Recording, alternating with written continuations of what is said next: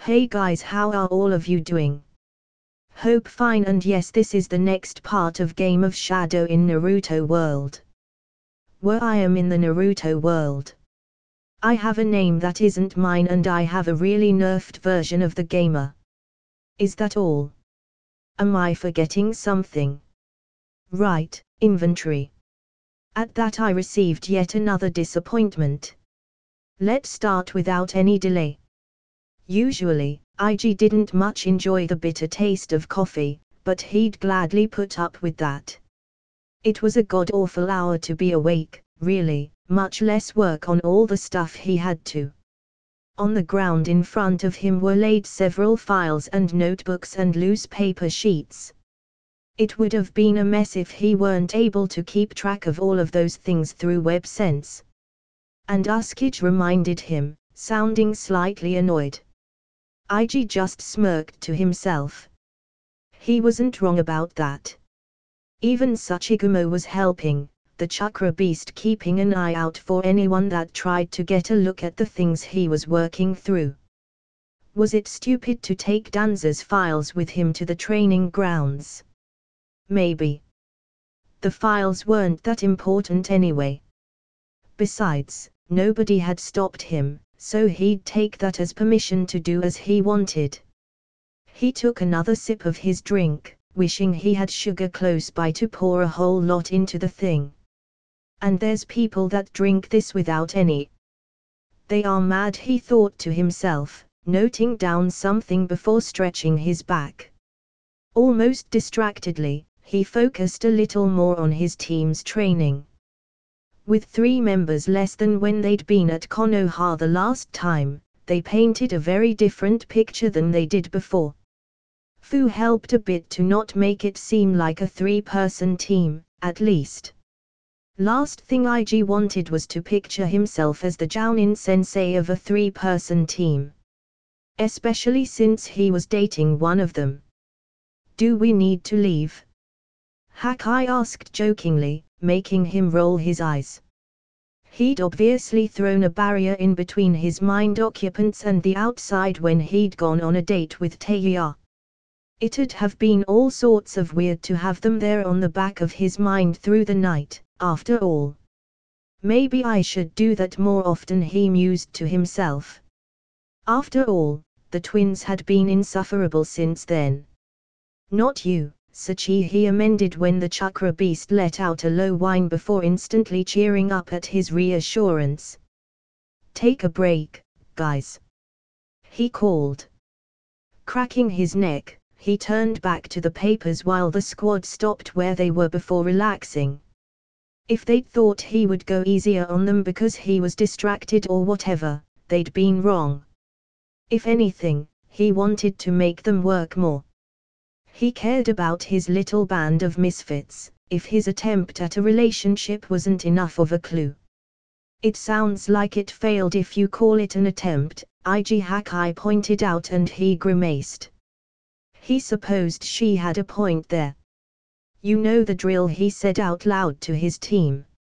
Study, do some light training or whatever. Just don't be idle. We know, fearless leader Teiya replied with a roll of her eyes. You could just say that it's meant to be for Skitter, you know. Everyone knows that's what it is. I just didn't want to put her on the spot, he told the redhead, massaging the bridge of his nose. Anyway, if you have nothing to work on that's not very demanding, just take a break, Fu. Or do so anyway.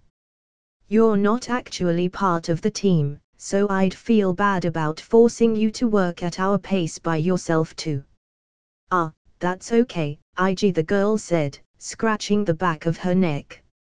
Ah, I could work with the 7 tails, she muttered, sounding a little unsure. Sounds good, he nodded, and the girl relaxed for some reason. Oh. Hakai voiced. Oh, indeed, Kij agreed. Guys? IG asked, confused. Never mind, let's leave it as a surprise, Hakai said then, much to his annoyance. He shrugged that off though. If it were something bad, the twins would have told him. He had a feeling that he knew what was up and he wasn't sure what to think about it. He was pulled from his thoughts when Taeya approached him and sat behind him so that their backs rested against the others. It wasn't the first time they sat like that, but it felt different now. He heard the twins snickering in the back of his mind. So he was acting like a fucking teenager, so what? He technically was a teenager. There was also the fact that as time passed and his previous life faded from his memory more and more, he felt like his biological age more and more. Maybe it was wrong, but that's how it was for him. He didn't know if it was hormones or whatever, but he felt like a teenager more than an adult. Before he could follow that rabbit hole too much, he let himself be distracted by Taeya's music as she started playing. "Can we change plans for that shopping date?" Taeya's voice said, and IG was sure that he was the only one hearing that. Absently, he felt Kij and Hakai taking a mental step back and taking Sachi with them. He himself put a wall in between as he considered the question. "I don't think casual clothing is my thing, that's all. Maybe we can take it to the Shinobi part," the redhead said. We could do both, really," IG commented, although he didn't have much of a problem with that plan. He hadn't used actual casual clothing since the academy, really. "But I know some good places for both that are close together," he offered regardless. After all, maybe having something other than ninja gear to use while he was out of missions or training would help him relax a little. "You are weirdly insistent on this. You are weirdly insistent on not doing this," IG shot back, and he smirked at the sharp tune of Taeya's flute that followed. It seemed he'd hit the nail there. "Why don't you wanna do this?" "Nope, I asked first, fearless leader," she mockingly said, to which he snorted. "Because I think it'd be nice to have something to use when I'm off duty. Wearing the same thing I use on missions and during training at home or when I'm walking around is kind of... you know what I mean," he explained with a shrug before focusing on an assignment he was pretty sure he knew how to deal with. He'd write it down and check with the twins later. Taeya, meanwhile, remained silent after that for a long moment. "Fine, we can go shopping, I guess," she grumbled, even with her illusion, which was sort of adorable, he'd admit. IG did notice that she hadn't said why she'd been against the idea before, but decided not to push. "So, tonight?" he asked instead, closing the file he was done with. "Yeah, sure, whatever," she grumbled, and he chuckled. She could be such a tsund, it seemed. Or at least tsun, that was for sure. "Shut up," she spat, which really did nothing to stop him. "Idiot." "Oh. Taeya. This was Bimbo's idea, wasn't it?" she asked, her eye twitching as she looked at IG and what he held in his hand. The piece of shit had the nerve to laugh at her reaction. At least he had the good courtesy of trying to hold it back, she supposed. He was still a little shit though. "Not number 3. I do guess Tamrai and Yujito are out of the picture," IG replied, smiling widely, his lips twitching as he continued withholding his laughter. Taeya also didn't miss the way he completely avoided her question. "I asked something," she said, narrowing her eyes. Because if this was his idea, then she swore to God she'd do something drastic. It was her idea to bring flowers, he admitted easily, rotating the rose he held in his hand between his fingers. "I chose the rose though. I thought it was fitting, funnily enough." "Fucking fitting, is it?"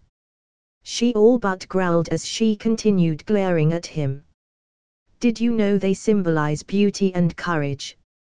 he said conversationally. "I didn't. I only knew the love and romance thing myself.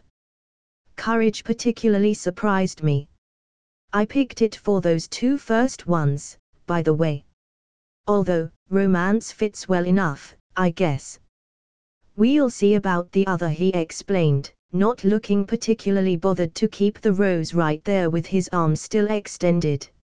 Also, I thought the thorns were fitting too, he added with a smirk, the absolute bastard. Excuse me while I throw this shit in the trash. And you better never bring me flowers again, am I clear? Especially one as cliché as a fucking rose, Taeya told him in no uncertain terms. So it'd be better if I bring flowers that are less cliché. Noted, IG said, and she narrowed her eyes at him again. No flowers, fine. Chocolate. Are you fucking kidding me? Just a little bit.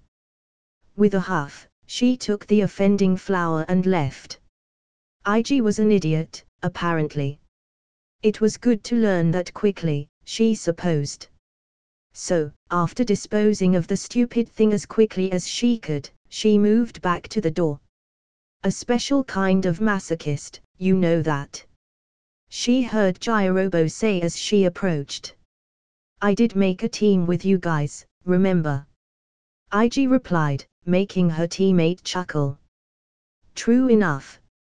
Off we go, Taeya interrupted, narrowing her eyes at Gyrobo when it looked like he'd make a comment. The fetus had the gall not to be coward even.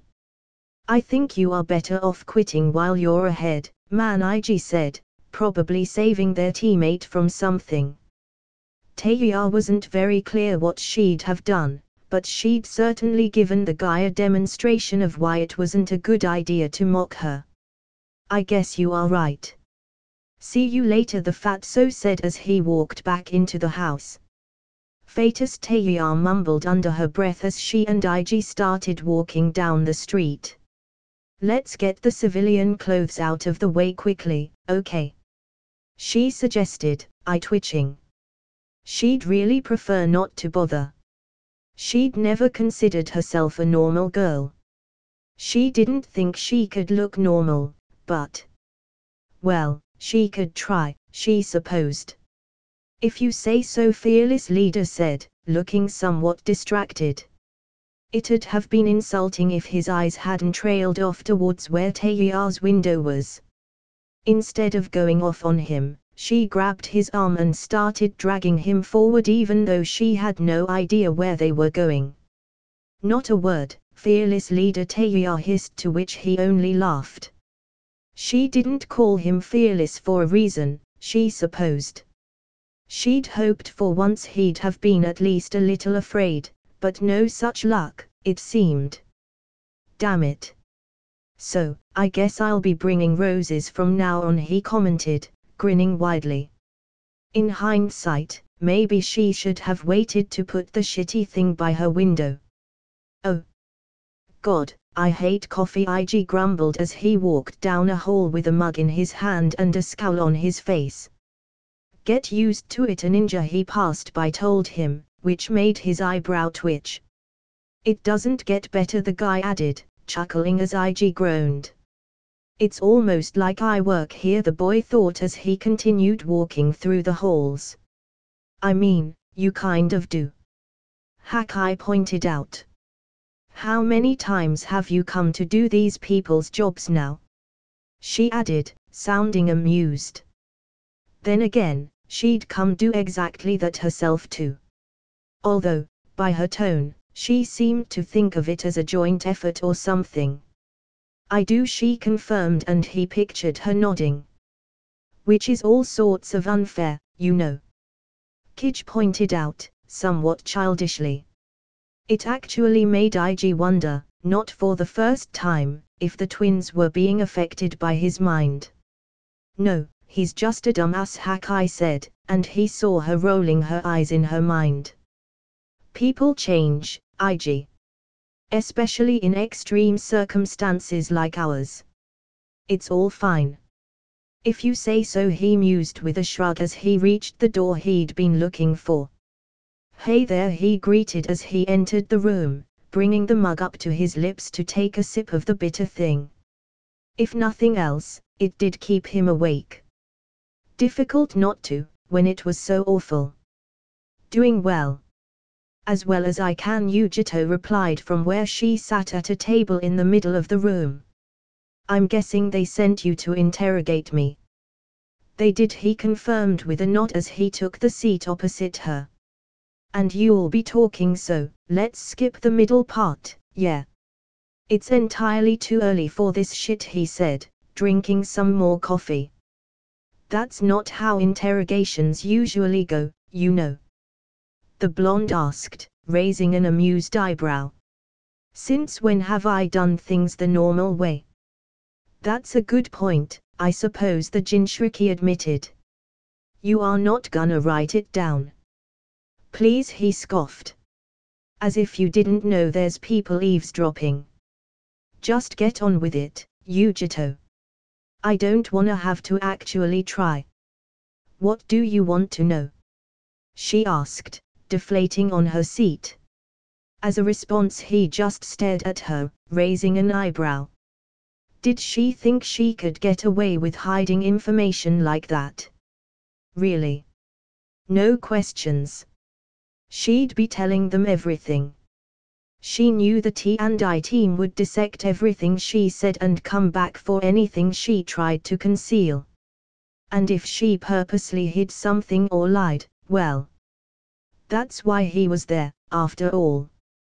He was just the threat, as it were. It was worth a try, she said with a defeated half smile. Oh. Ig Sata. Been a while since the two of us spent time without the others, right? He asked, looking at his hand as a few bugs wandered over it.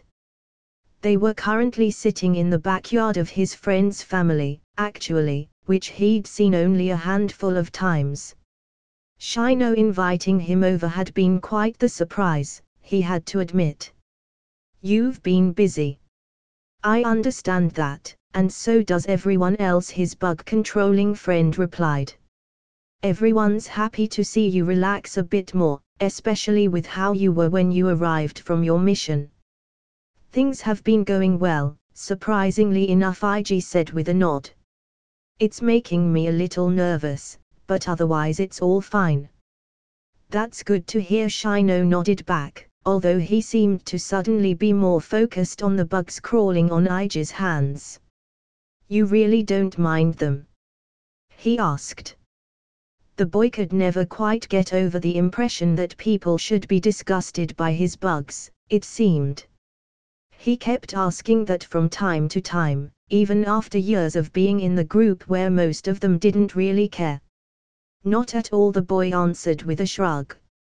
As long as they don't bite me or anything, bugs are fine. Are there other types you could show me? Ig asked curiously. I guess I could ask my parents about their hives.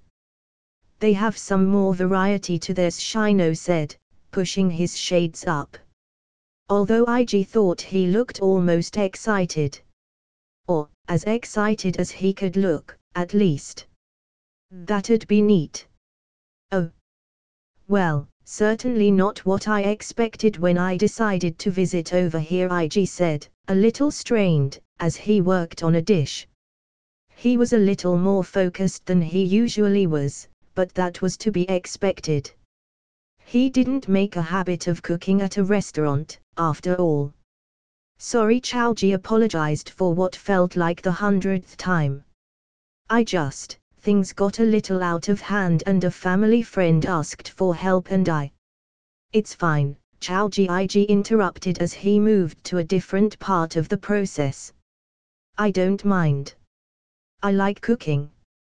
Still, you were trying to rest and... It's fine, he interrupted again with a roll of his eyes. It's nice practice, at least. Did you know that I'd been thinking about starting a restaurant whenever I can actually take a break from being a ninja? I don't think so. But that's great. The Akimichi exclaimed, guilt completely forgotten. Success, Ig thought to himself with a smirk. What type of restaurant? Where?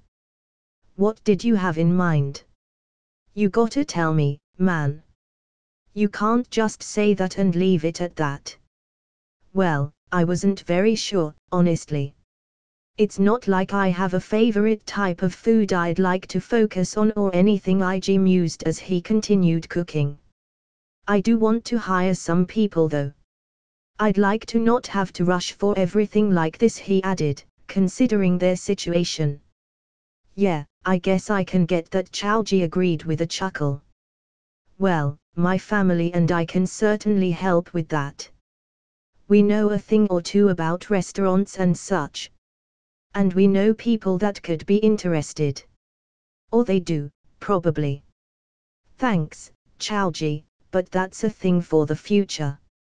For now, we gotta finish here so we can actually eat stuff instead of just cooking. Here. Oh. Kabuto Yakushi. He's doing better, if slightly, he commented, expectedly getting an angry reaction from the person next to him. Say one word, Four Eyes, one word. I dare you, Teiya all but growled at him even as she continued playing. He could have laughed if he didn't already know that was a bad idea. Really, her reactions were half the reason everyone thought it was fun to bring up her new relationship with IG. Kabuto wasn't sure there was any label put on that just yet. I wasn't even talking about that, he said truthfully, giving the redhead a small smile as he saw a light pink dusting on her cheeks. It's just that since he's with you more often, it's hard to get a moment to talk about it. I've already talked with Jirobo. The current opportunity had been given by their aforementioned teammate. IG was, after all, helping Jirobo make an earth release technique that would help him move around easier. It would be quite the improvement for the boy's more static fighting style, that was for sure. As for Fu, someone that had joined their training more than once since they'd come back, she was currently elsewhere. She'd been getting some help getting settled and being taught some of the things she needed to know about Konoha. Differences with Taki and such. So, you wanted to just say that? Teiya grumbled, settling on glaring towards the pair. Kabuto was fairly sure that IG could see them even if he wasn't looking. There were bound to be a bunch of wires all over the place. Hell, for all he knew, the boy could even be hearing their conversation. Although, he wasn't too sure about that, or concerned, for that matter.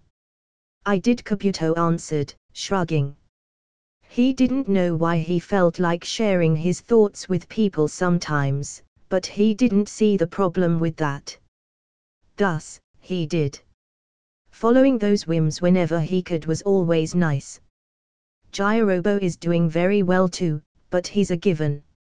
He's a simple guy to please. Are you going somewhere with this, Four Eyes? Teiya asked impatiently, even if he was pretty sure she knew what was doing.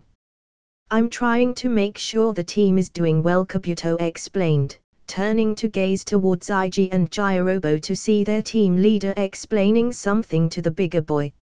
So, how are you doing? He asked, fully expecting a smack at the very least. The things he did as second in command. I'm fine, the redhead answered curtly. Kabuto was honestly surprised that was all he got. He was sure she was going to react more aggressively. If that's all. That's all, he confirmed with a shrug. There was more he could ask, but he didn't feel like pushing the girl's buttons too much.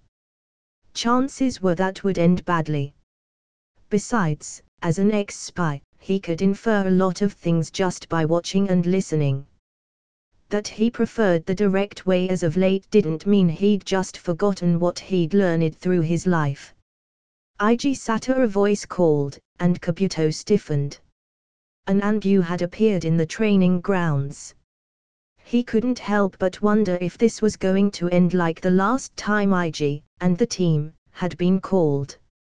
He hoped not. His leader had been doing a lot better than when they'd arrived to Konoha the last time, but he was still far from being well. At least Kabuto thought, somewhat annoyed. He's not easily annoyed anymore. He's just tired. Yeah? IG asked, barely turning to look at the Anbu. He sounded disinterested, almost like he could barely bother to give the ninja the time of the day. If it's information, I'm not gonna go all the way to the tower. Kabuto thought it was funny that he said that. Not because it was a clear insult to the Hokage and a lot of other people, but because IG could actually get away with that. Easily too, he supposed. The Anbu remained silent for a long moment. The Hokage said he has news for you and your team, they said eventually, and IG groaned before pushing himself to a standing position from where he'd been sitting on the ground. He couldn't quite hear, but judging by Jirobo's expression, Kabuto guessed IG had had a few choice words to say. This better be something good, or I swear to God. Their team leader grumbled as he approached the Anbu. Everyone, we are going, he called, making the now only 3 members of the team follow him. They only called for you, Sato-san, the Anbu told him, to which IG simply smiled. It affects the team and it's not just info, that means they are gonna learn about it anyway. They are coming. Besides, I don't feel like going all the way there and coming back here. This'll be the end of the team training today, IG explained, shrugging at the end. He paused, creating a clone that moved to the notes he'd been working on with Jirobo. We'll continue at your place, yeah, Jirobo. Works for me, the big guy agreed easily. Sato-san, the Anbu started, before stopping as the boy turned to stare at him. I said they are coming, IG stated plainly, almost blandly, and continued looking at the masked ninja. Kabuto almost pitied the Anbu. The man or woman probably already knew they wouldn't win the argument, but caving would go against their orders. Let's go, their leader said then, vanishing in a puff of smoke. The 3 of them didn't even hesitate, flickering right after him. Kabuto doubted anyone could tell IG not to do something. And the guy cared for the team, which meant that they were basically as untouchable as their leader himself was. Stopping outside the tower, they started walking behind IG as he moved inside. Some of the ninja guarding the place looked at them, but nobody moved or even looked like they thought about stopping them. Evidently, they knew better. IG, thanks for coming so quickly. I see you brought your team along too, the Hokage greeted them, not seeming the least bit surprised by the addition of the rest of them. What is it this time, Hiruzen? IG asked, walking to the chair that was in front of the desk like he didn't have a care in the world. Sure of their standing, they might have been, but the team could at least afford some respect for the Hokage. We are kind of busy training and all that, you know. I do, but I have news, good and bad, depending on how you look at them, the village leader said, looking as eager for this conversation as IG himself did. The situation isn't improving, if anything it looks like it'll get worse soon. You'll have to leave for Iowa soon. I'm not seeing the good side here, Hiruzen, and believe me, I'm trying, IG replied, looking supremely unimpressed. Nor why this couldn't be done with a notice to the training grounds. The good news, I think, is that there's a new addition to the team, if you'll have them, the Hokage informed them. Although, Kabuto didn't miss the fact that he'd left the actual decision to IG instead of just giving an order. As for who they are, which I'm sure you are curious about, well. He trailed off before nodding. A second later, the door to the office opened again and in walked their new teammate. You actually asked to join, huh? Taeya asked, sounding amused. Welcome, Jirobo said, having Kabuto nod along with the greeting. Well, IG started, barking out a laugh. I hope you know what you've signed up for. The Suicide Squad, I believe you called it. Fu replied, grinning shyly at them. I don't think I have to remind you to be careful, do I? Hiruzen said then, taking a drag from his pipe. Like usual, he looked entirely too tired. IG could certainly sympathize. The boy wondered how many things the old man was trying to do at once. Judging by the fact that he'd barely seen any of the Jounin sensei in a while, IG was pretty sure that there were lots of plates being balanced. That and some of the papers Danza had given him told a very complicated picture of the world as it was. It was no wonder there was always something to do. At least it's not Akatsuki right now, Hakai pointed out, to which he agreed. Don't cause an international incident unless you have to, got it, IG said, a small smirk on his face. Normally, he'd have looked more professional before. As it was, time and missions had made him care a lot less about that nonsense. He'd get the job done anyway and they knew it. Why would he go through the trouble of ruining his own mood while at it? It didn't make sense. It'd be better to not cause an international incident at all, Tsunade commented, but he knew everyone in the room got what he meant. Kumo wasn't known to be very flexible, if at all. Chances were that he'd have to deal with trouble in some way and he could only do his best to keep things peaceful. With things as they were, it was unlikely though.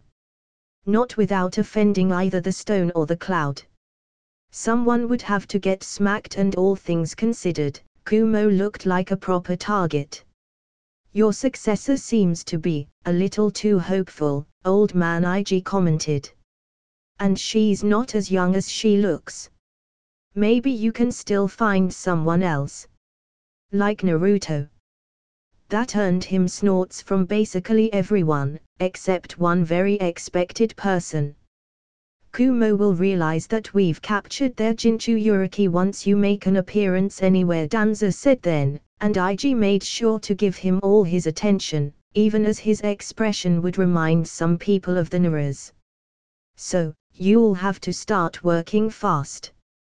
Kumo won't stay idle once they realize that their Jinchuriki has been captured. I've already started preparing people in our borders, Hiruzen told him then, taking over. I only need you to take care of the issues in Iwa, especially because the stone could start a war with the cloud and we don't want that. Yeah, I guessed. And it needs to be me because I'm the only one they won't give trouble to. IG finished, waiting for someone to tell him his guesses were wrong. When no one did, he chuckled to himself. Because where's the fun if there's not a major threat in sight, right? He asked with a roll of his eyes. Good luck, Hiruzen said, to which he snorted. See you later, old man. Try not to have another one of these missions when I come back, yeah. It'd be appreciated, IG commented as he gave everyone a wry smile. Don't you know, fearless leader Taeyamok whispered. We are the only ones that do shit around here. Making sure his three superiors weren't actually offended by the redhead, he shook his head. You are not wrong about that. Now, let's go before they find something else to dump on us, IG said, nodding towards the door. IG Tsunade called as he turned to leave. Don't push your luck, kid. I don't even have luck, guys, but the sentiment is appreciated, he said, not turning around as he walked out. So, back out there, huh? Kabuto said once they were all outside and IG could only sigh. Seems so, he replied with a grimace. Do you have everything you need, Fu? You didn't exactly have a lot of time to get settled. I have what I need, yes, the girl answered easily, grinning as she skipped off to the side next to Jirobo. She looked like a happy camper, which he wasn't sure why she'd be. He certainly would have preferred some more downtime. Well, that's good, he said, taking a deep breath in and letting it out slowly. Everyone else has everything too? He asked. It was unnecessary, since they'd had a day to prepare since the news on the mission and Fu were delivered the day before, but it was better to be sure. They'd said their goodbyes, or he had, mostly, and they'd gathered all they could need. Everything's ready. I checked, Kabuto answered, pushing his glasses up. We can leave immediately if you are. Guess we don't have an excuse to delay, IG muttered to himself before yawning and taking off the coat that he wore. IG. We are outside, you know. Fu pointed out as she looked around, seemingly unable to decide where to rest her eyes on. It was sort of adorable, really. He was pretty sure he'd been shirtless around her other times too. Yeah, and? He asked uncaringly as he pulled his ninja-approved coat. He was amused by the fact that Danza had insisted on the style he'd given IG during the tune-in exams. This time, he seemed to have taken the coat he asked for and made a mix with the other outfit. So, he had a black coat with some red plating and fur on the collar. It looked pretty good though, all things considered. He decided he'd liked not wearing anything under it. It was freeing, in a way. IG had decided that he'd embrace every little freedom he could get his hands on. Considering the way things seemed to go and how they forced him to do stuff, he'd need some of that. Do you think we'll find a nice date spot somewhere in the land of Earth? He asked, receiving a smack on the back of his head. Taeya remained silent beyond that. I remember some in Iowa, I think, but I'm not sure we'll be there much. I'm sure we can find something, Jirobo commented wryly. Anything to get Taeya away from us for a bit. Shut the fuck up, all of you, the girl herself grumbled. Oh. During one of the stops on their way to the land of Bean Jam God, some of these places sound so silly. IG sat against a tree while the team trained. In his hands, he held the files that detailed the information he should have. About the Iwa/Kumo conflict that was going on and about Akatsuki. He'd participated in the interrogation of all three of the members he'd brought. It seemed that Sasori didn't have anything to hide, which was surprising but not overly so. Hayden had been raving mad already and he hadn't been able to change that much with wit's end. Kakuzu had been similarly hard to crack, probably because of how old he was. Between the two of the new prisoners though, some info had been gathered. It didn't tell them much, but it was something. Between that and Konoha's own information gathering, which IG supposed was Jiraiya's doing, he had some idea in regards to the situation with Akatsuki. Unfortunately, it wasn't nearly enough. Guess I shouldn't be too hopeful, considering the remaining members, he thought with a grimace. They are the most problematic of the lot, Kij agreed, sounding similarly displeased. It's strange that nothing has been heard of them for a while though, Hakai pointed out. She had a point.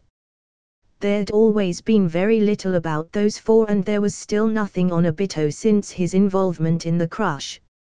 There was also absolutely nothing about Zetsu, which was probably even more concerning. It was all making IG very nervous, he'd admit. If his enemies weren't showing up anywhere, then chances were they were preparing for something that couldn't be anything good. Maybe you should focus on the matter at hand, Hakai reminded him, to which he grimaced. Right, preventing a war between Kumo and Iwa. Why did they have to choose now to do this shit? He asked, even if he had several reasons for that listed in his mind and on the file. That didn't mean he couldn't complain about it though. Don't think there's much we can do on this front, Kij pointed out. We'll just have to hope Hiruzen can deal with the politics of this mess while we stop Kumonin from provoking Iwa, he said, which IG had to agree with. What could he do otherwise? Smack some Cloud Ninja and send a threat back? Yeah, because that'd end well. He might be more confident in his chances against Killer Bee, but that didn't mean he wanted to fight the guy.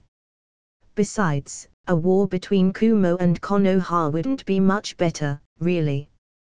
One could only hope the actual politicians would find a way to avoid that, or he'd be. IG sighed. IG, you fucking idiot.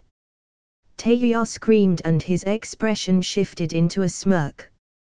The hell do you think you are doing?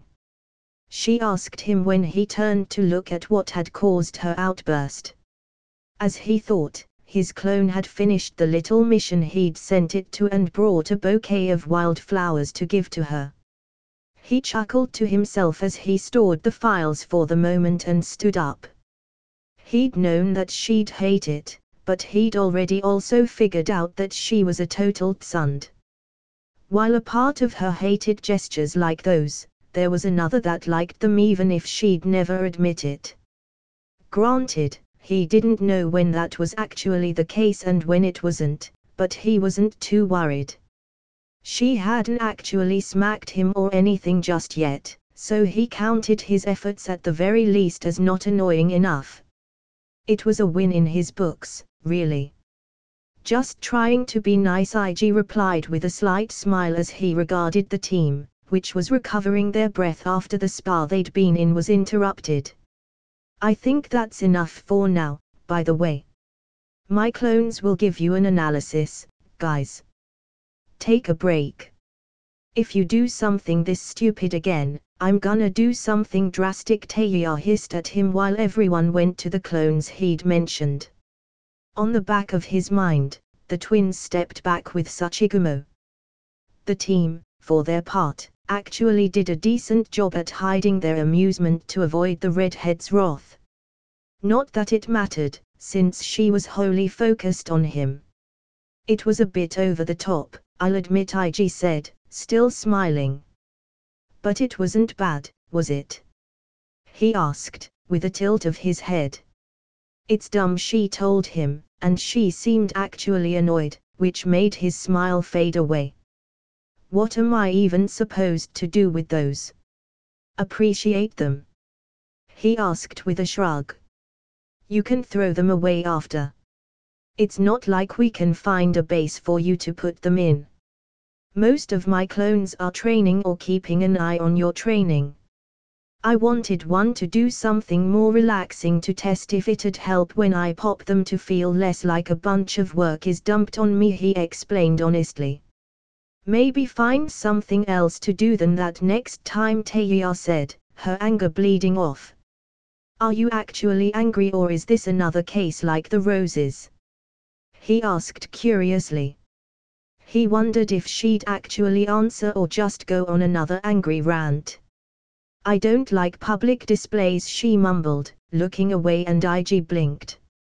I'm sorry then, he told her honestly, and heard her mutter something else under her breath that he didn't quite catch.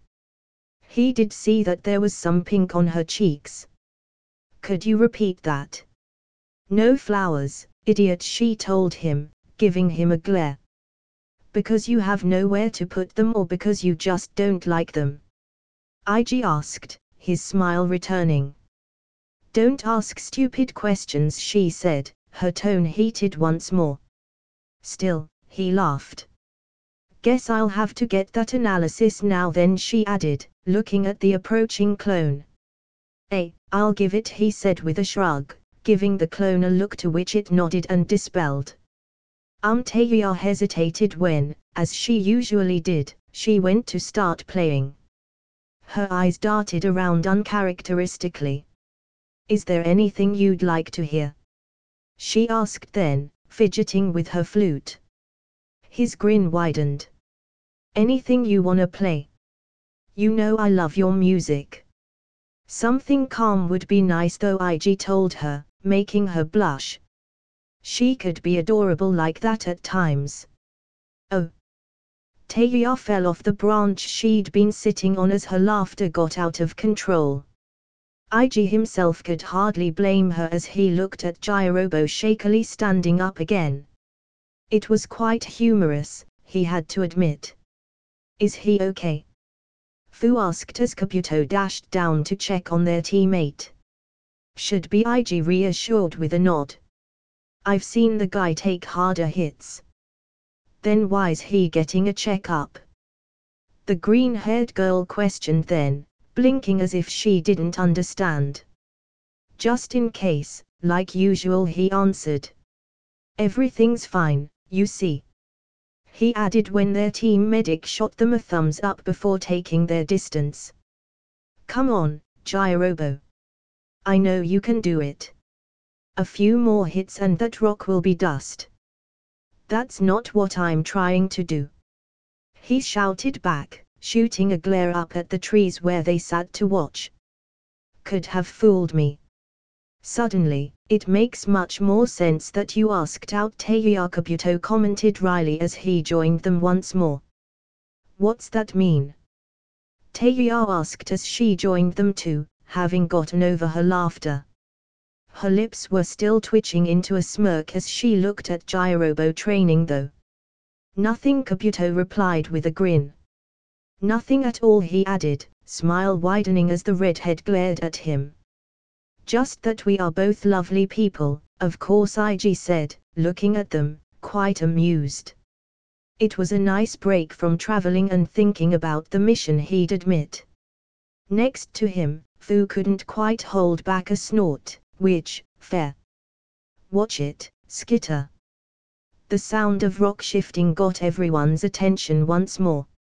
It wasn't often that only one of them trained while the rest watched, but Jirobo's new technique required them to know how it worked in a little more detail. It could cause problems and work against them if they didn't, after all. So, Ig had everyone spectate while the boy trained it, at least for part of it, to get them more familiar with it. Taya started laughing once more while he shook his head and grinned. Jirobo had hit the same rock once more. Long way to go, that's for sure, he mused to himself. Sachigumo enjoyed the show quite a bit too, if the waves of amusement were anything to go by. At least the technique works, right? Kij pointed out, to which Ig had to agree. Now Jirobo just needed to get the hang of it before they actually needed it. He was optimistic about that though. Now that's more like it, Hakai commented as Jirobo went for another try that went much better. At least until he lost his balance and fell face first onto the ground. Well, it's an improvement. I think. Ig just chuckled. Oh. A fist met the other. Ouch, Ig thought with a grimace as he pulled away, and when Fu sent another fist his way, he grabbed it with his open hand instead. It wasn't much of an improvement, but it was something. Definitely have to make a close quarters fighter out of her. Damn. You are not trying very hard, you gotta admit, Hakai pointed out, which was true, but still. It had been a while since he'd fought someone that gave him a run for his money in Taijutsu. It wasn't his strong point, that was true, but still. He had half a mind to turn on Sunfire Cape to add a little boost to his stats.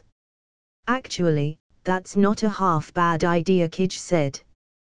With that shell of hers, maybe she could take the fire. Something for another time, Ig thought as he dodged a punch. Normally, he'd leave training to the twins, but he'd been feeling a little restless watching everyone working but himself. Thus, he'd started getting a little more involved. Not overly so though, but mostly just helping the others with their things. It was less demanding and it kept him doing something other than just watching or drawing. I think that's about it for today, he commented, noticing that Fu was feeling the strain of using the Seven Tails' chakra. There's no need to destroy your chakra coils, he added when he saw the girl about to protest. That new technique is already quite good, and you don't seem to have trouble using it. No need to push yourself too hard and make things worse. I know, I just. Fu all but whined before sighing, the chitin-like structures that had formed around her hands like a pseudo-armor disappearing slowly.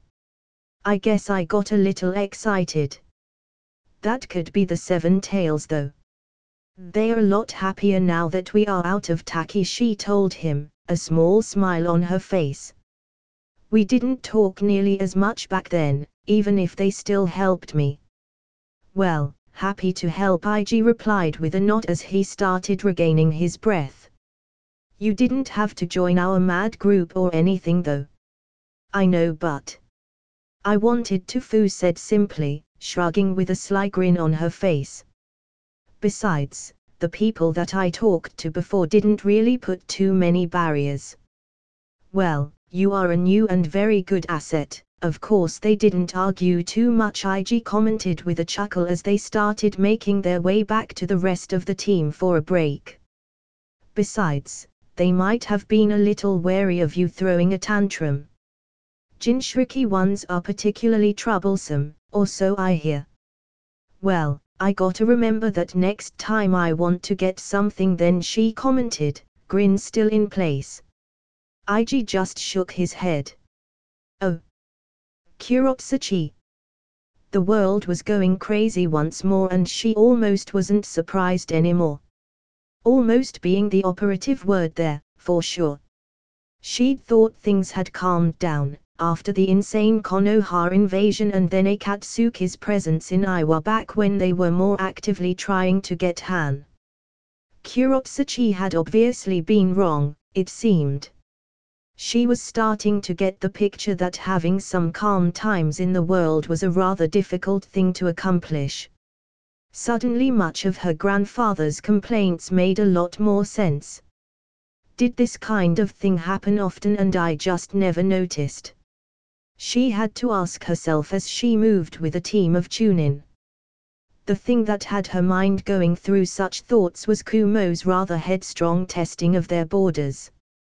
Her grandfather didn't know for sure what they wanted, but the consensus was that it was Kumo's usual, their ever-present desire for bloodlines of their own.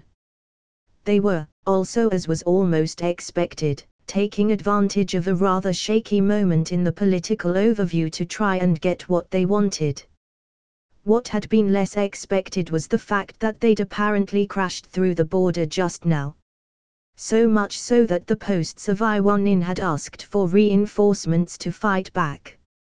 So much so that even Kuropsachi's post that was nowhere near those borders had been called for assistance. She knew, despite her displeasure at such a thing, that her grandfather had stationed her away from all the big dangers. Away from the village, which was once more under threat of Akatsuki even if it was less pressing than the Sasori/Didara situation had been. And also away from the border that was being tested by Kumo. And yet, that wasn't enough, she thought, half in trepidation and half in excitement. This was what she'd become a ninja for, after all. To help fight threats to her village, to prove herself. Stop! She called, because there, in front of them, laid a trap. It might have been quite a while since the last time she'd trained with Ig, but she probably would always keep an eye out for ninja wire. More like trained by her mind, unhelpfully corrected. There's a trap ahead. Seems like there's something in that head of hers, guys. A voice that didn't belong to anyone in her squad said, and she felt the atmosphere suddenly grow tense. Not only because of that, but because suddenly all around Kumonin started coming out from behind rocks and trees, even from under the very ground. Fuck, she cursed internally as she saw how severely outnumbered her team was. The fake message worked, at least someone else called, and Kuropsachi could hear the amusement in their voices. That wasn't the important part there though. Fake message, her mind repeated as she felt her blood run cold. Now, let's all wrap this up, another Kumonin announced, and Kurotsuchi was suddenly surrounded by her own people as they placed themselves in a protective formation around her. She hated it, that she knew she was the target and that she needed to be protected, so she hated being in that position. Just as all hell looked like it'd break loose, a sharp sound cut through the atmosphere. A whistle of some kind. One that sounded remarkably like. "No way," Kurotsuchi whispered, standing straight with wide eyes. The tune was immediately overwhelmed by the sound of the very earth shifting. A wall of rock raised from the ground between her team and most of the Cloud Ninja at that moment. Not that many of them noticed, because she heard the sound of battle breaking out from the other side as it continued stretching to hide her from the enemy. The ones that were still on that side of the wall were a threat. Quickly, she commanded. She could figure out what was happening after the whole mess was dealt with. "We have to." One of the Kumonin body flickered forward and she rose her hands to put a wall between her people and them. It turned out to be unnecessary though, because the man had charged towards his own people. The enemy ninja started shouting at one another and battling between themselves. "What is happening, Princess?" one of her teammates /escorts asked, evidently as confused as the rest of them. "Was there a guard that we weren't informed of?" "No," she shook her head, looking around at the chaos that had broke out with her team in the middle. "It's just that the most insane squad arrived here, it seems." One of the Kumonin broke out of the spell that had them battling between themselves at that moment.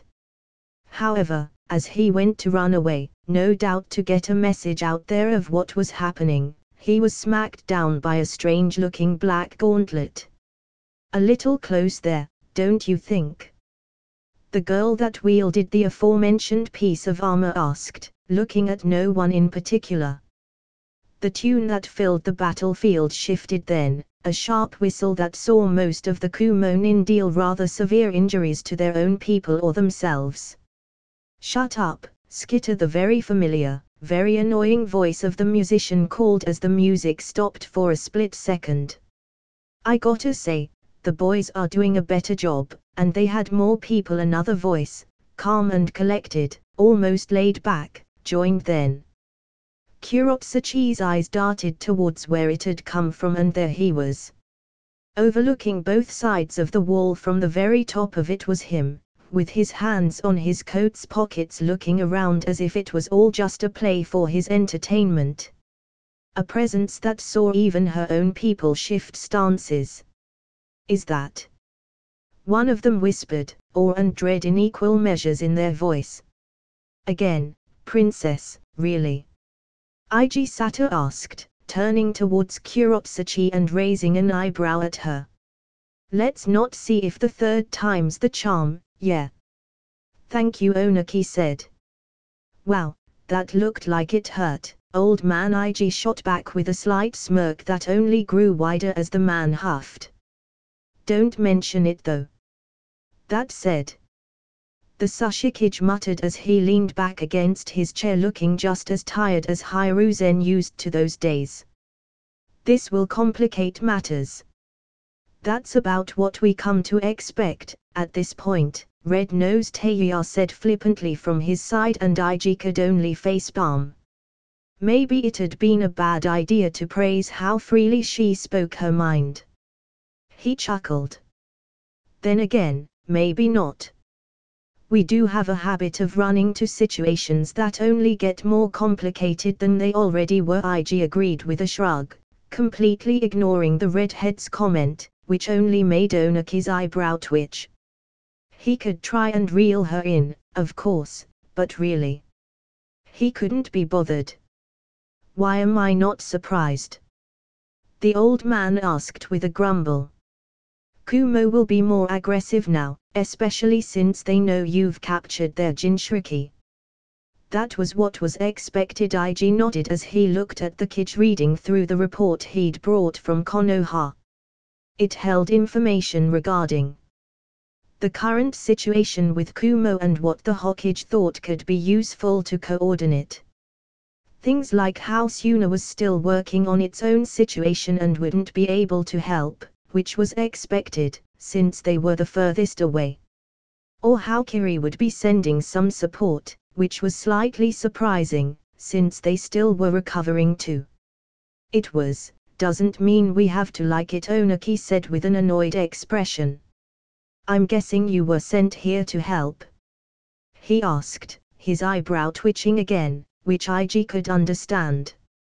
I wasn't informed of that. Sort of. IG replied with a shrug. We were actually going to be outside of the land of Earth.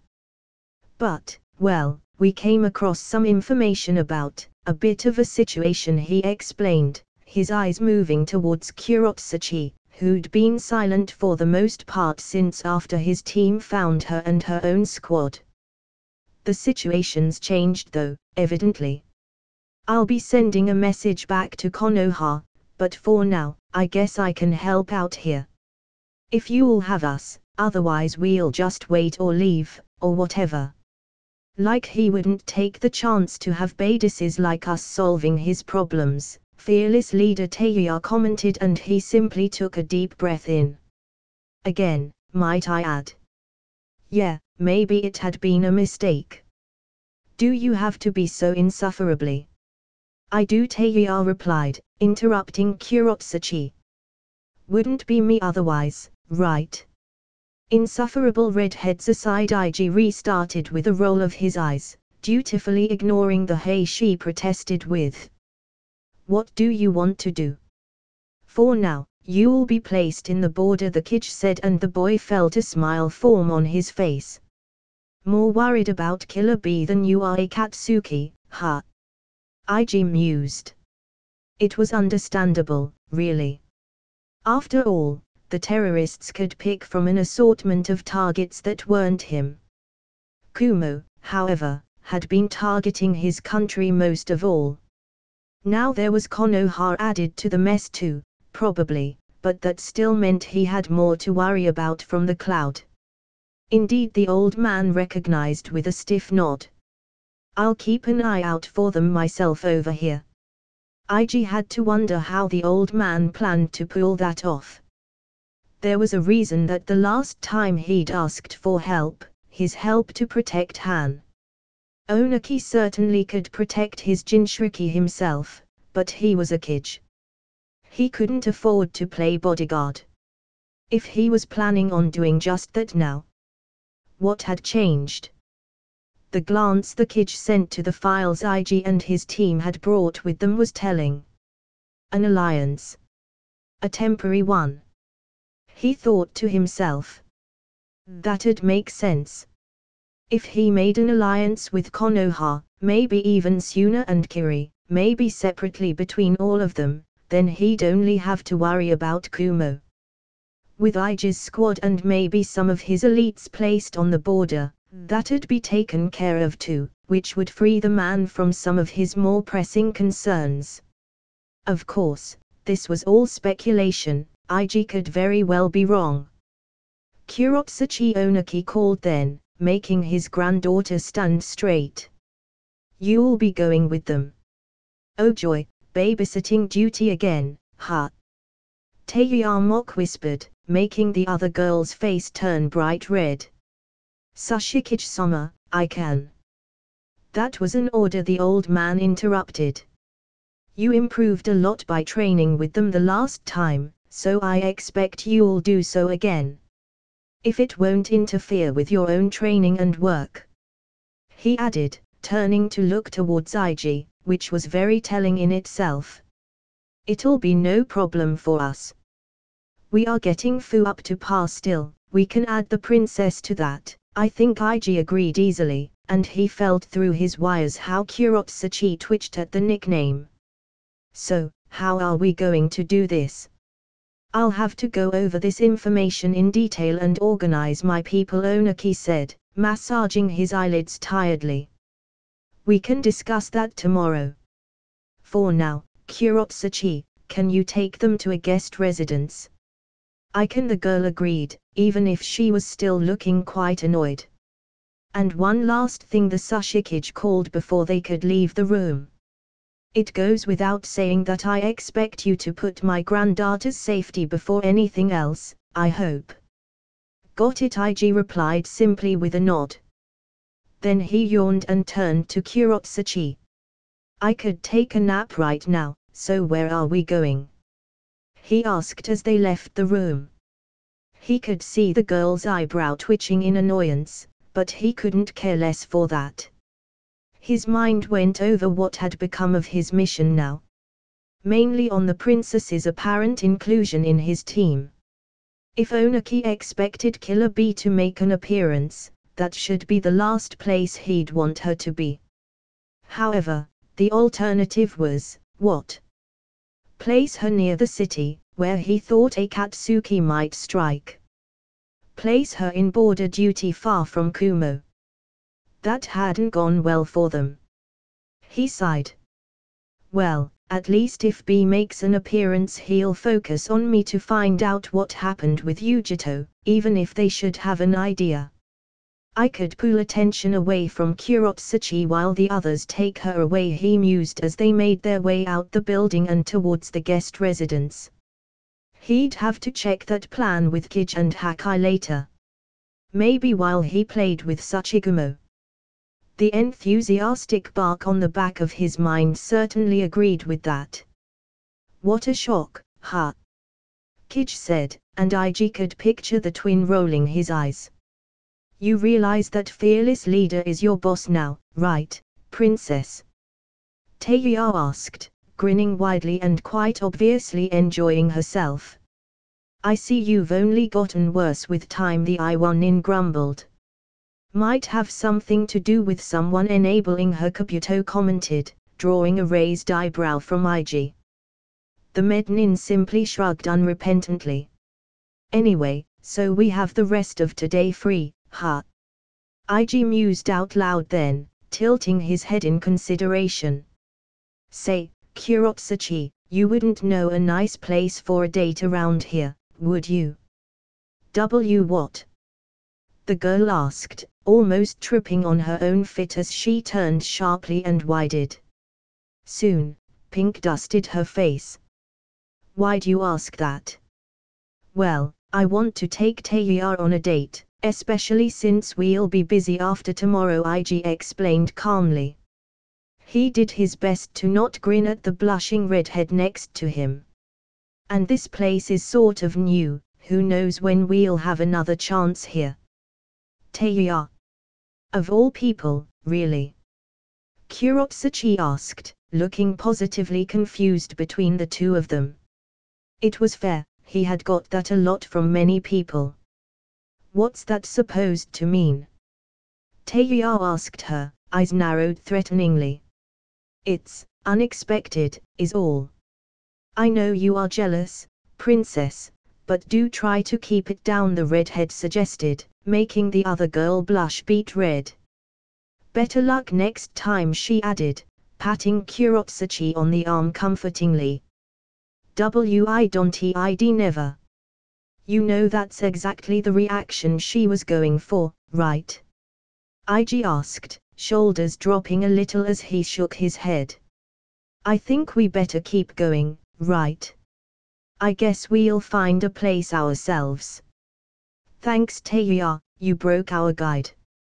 And I'd do it again, she shot back, cackling.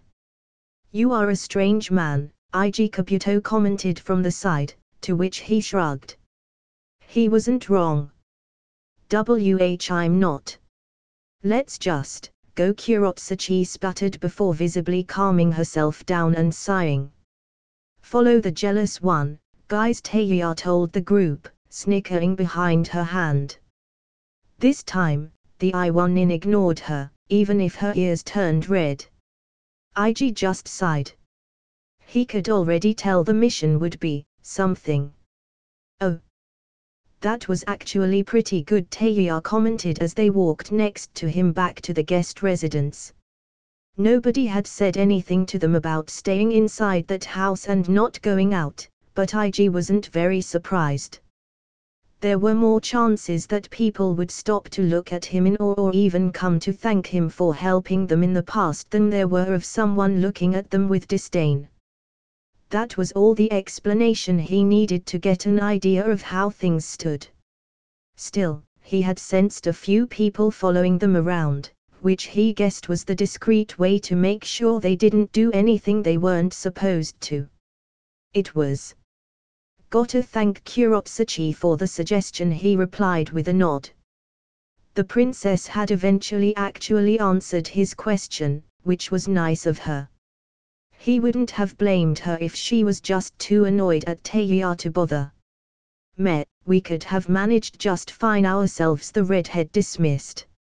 Ha, bold words from the one that hasn't planned a date yet, IG pointed out, making her eye twitch. I'll pick the next one, and it'll be great. How hard can it be? She asked, to which he almost laughed. Famous last words he wanted to say, but wisely kept his mouth shut. I look forward to it, he said simply, enjoying the way her expression fell the smallest bit. If he didn't know any better, he'd have thought she was worried. If the princess could find a place, so can I, she grumbled, looking away. IG simply rolled his eyes. What? Just thinking that you could tone down mocking her. Especially since she'll be with us during this mission. If you push it too much, we'll get in trouble, he told her. I thought you liked that I spoke freely, Teiya said, narrowing her eyes at him. I said that, yes, and I meant it, he agreed with a nod. Didn't say I like that you insult everyone. I could do without that. Sorry, fearless leader, but it's a package deal, she hissed, looking very angry all of a sudden. And if you can't deal with it, you can. Whoa, he interrupted, bringing his hands up. No need to go ballistic on me, okay? He told her, keeping his tone calm.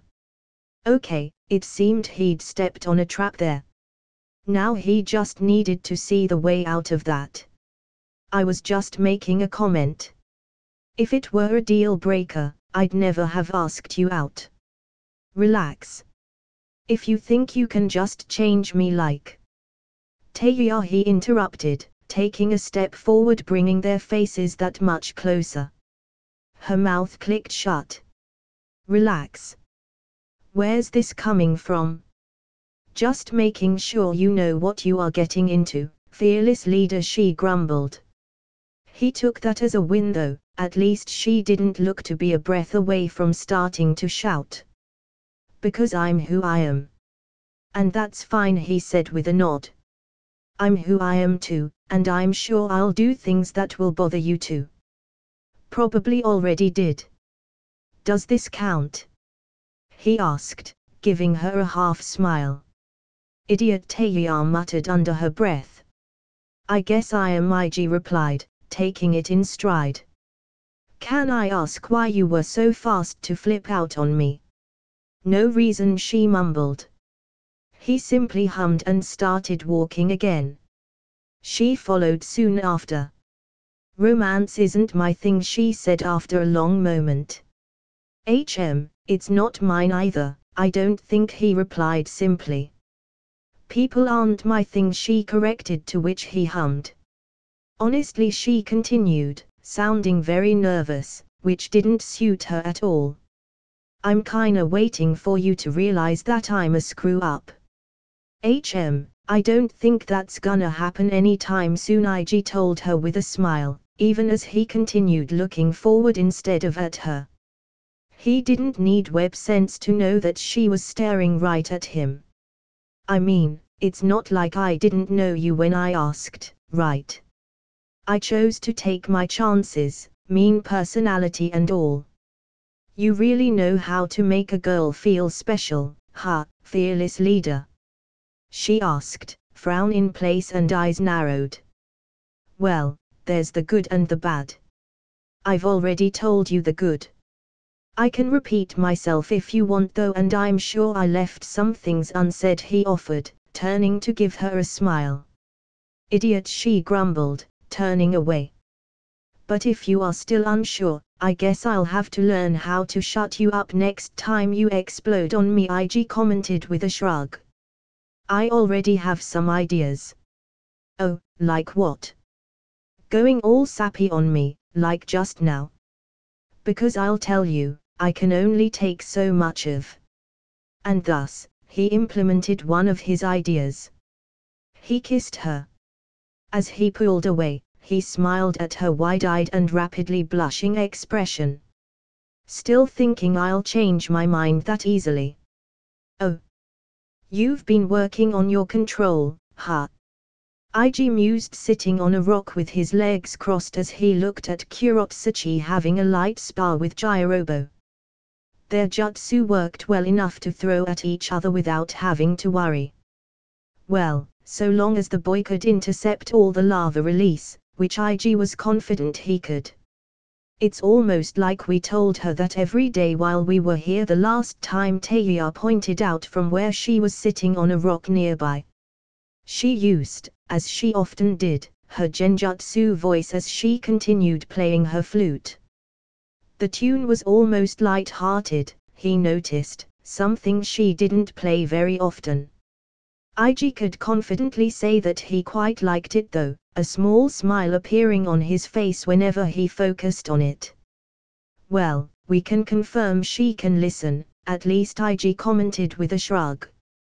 So, princess, what do you think you need to work on? Everything. Stay as I am, but better. She said, although she didn't sound so sure. She wasn't entirely wrong, but there were other points to work with, that was for sure. He'd already been debating those with the twins while the spar went on. That's true enough, IG agreed with a nod before continuing. But you also need to work on your options. Lava release is powerful, yes, but it's also dangerous to your allies.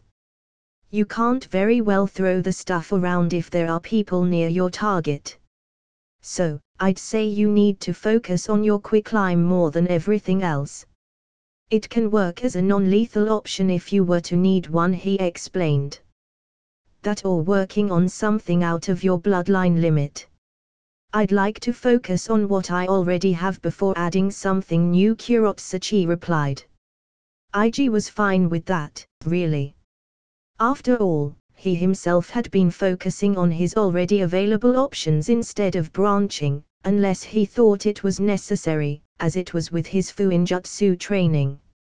Some time ago he'd considered adding another element to his repertoire, but that'd just increase his workload without adding enough advantage to make it worth it. That's fine.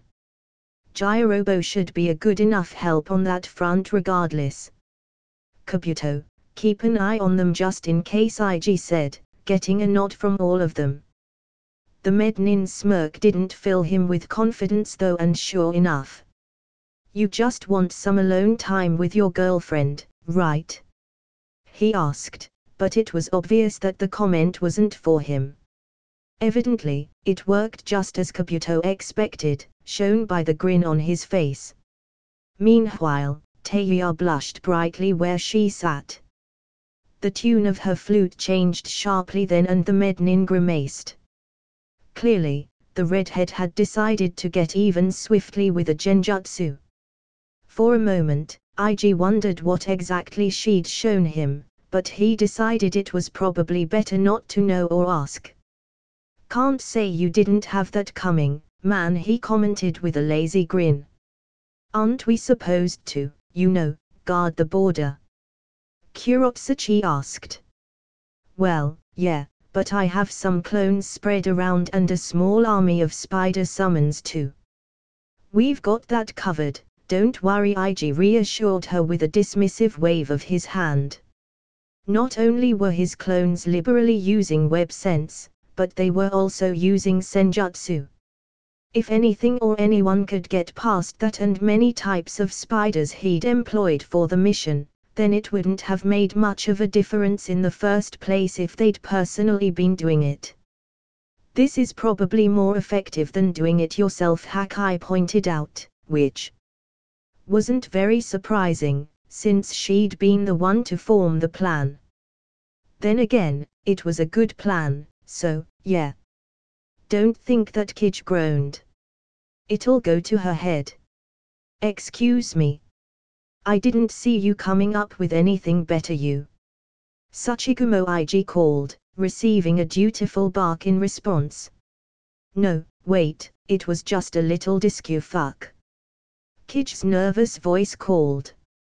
This is your fault, Kij. The other twin accused. Meanwhile, Ig just shook his head. Oh. This is preferential treatment, Ig Kurotsuchi called from where she hung upside down by a bunch of wires. It's a new low for you, isn't it? I don't know what you are talking about, Princess, he commented without looking up from the scroll he'd been reading. Also, I'd hurry up. I'll admit I'm no expert, but I know staying like that isn't good for you. Stop whining and start thinking, Princess Gyrobo called from where he was tied down by threads. The I1 of the group groaned loudly at the nickname. It seemed it had stuck with everyone, not only Ig and Teiya. Even shy, nervous little Fu had started using it. They grow so fast, Kij commented dramatically. Besides, it's not really preferential treatment, Ig said, turning to give his struggling teammates a glance as they tried to find the way to break free from his wires. She's preparing for a training exercise, I thought up. That single sentence had everyone looking at the redhead behind him with pity in their eyes instead of envy. Ig simply rolled his eyes at them. His training exercises weren't that bad. Most of the time they weren't even painful. Stop giving me those looks, damn it. I'll be perfectly fine, Teiya grumbled without even turning from the notes she'd laid on the ground in front of her. She wasn't playing her flute, for once, instead just writing ideas down and going over information. She was taking it seriously, which was good. Why did I agree to this? She asked, groaning as she leaned back against him. Because you want to improve. Ig reminded her, making her huff again. I think I found it, guys, Fu called, and she had, indeed, found the right movement she needed to do. A second later, the wire on her leg was pulled loose. The chain reaction was swift and ended with Kurotsuchi falling to the ground, face barely above the ground as she caught herself. Maybe warn before you pull it next time, the princess grumbled, drawing a sheepish expression from the Jinchuriki. She sighed then, turning towards Ig. What now? Well, time's up, Teiya, he said, and the girl gathered her notes before passing them to him. I know, she replied, eyes determined as she looked at the team. Bring it. Everyone, Ig called, remaining seated where he was. The next exercise is simple. You are gonna play tag, sort of, he explained, drawing confused frowns from everyone. Teiya here is gonna be going against all of you. Her goal is to tag all of you. If she tags you, you are out of the exercise. Your goal is to remain in for a certain amount of time that I won't tell you. He could practically see how everyone's minds started working after that announcement. Starting, he continued, making all of them tense. Then Teiya brought the flute to her lips. Right now, he finished then, and the music started. The exercise worked two ways, really, even if it looked like it was mostly for Teiya's benefit. Everyone needed to be extra good against Genjutsu now, with two Uchihas as possible opponents. He had a plan for Obito, but it wasn't ready just yet. Just a few more levels. And then there was Itakai, who would be especially troublesome. Ig really hoped Eternal Purge would work against Tsukuyomi. However, he had to consider the possibility that maybe it wouldn't. In that case, he'd depend on his teammates to carry the fight and maybe help him get out of the illusion. He didn't think they were ready for that though, and it was unlikely they would anytime soon. Going on his own didn't sound too good an idea either though. Rock and a hard place, he thought with a grimace as he sat down to continue working, enjoying the music even if it had turned much more eerie.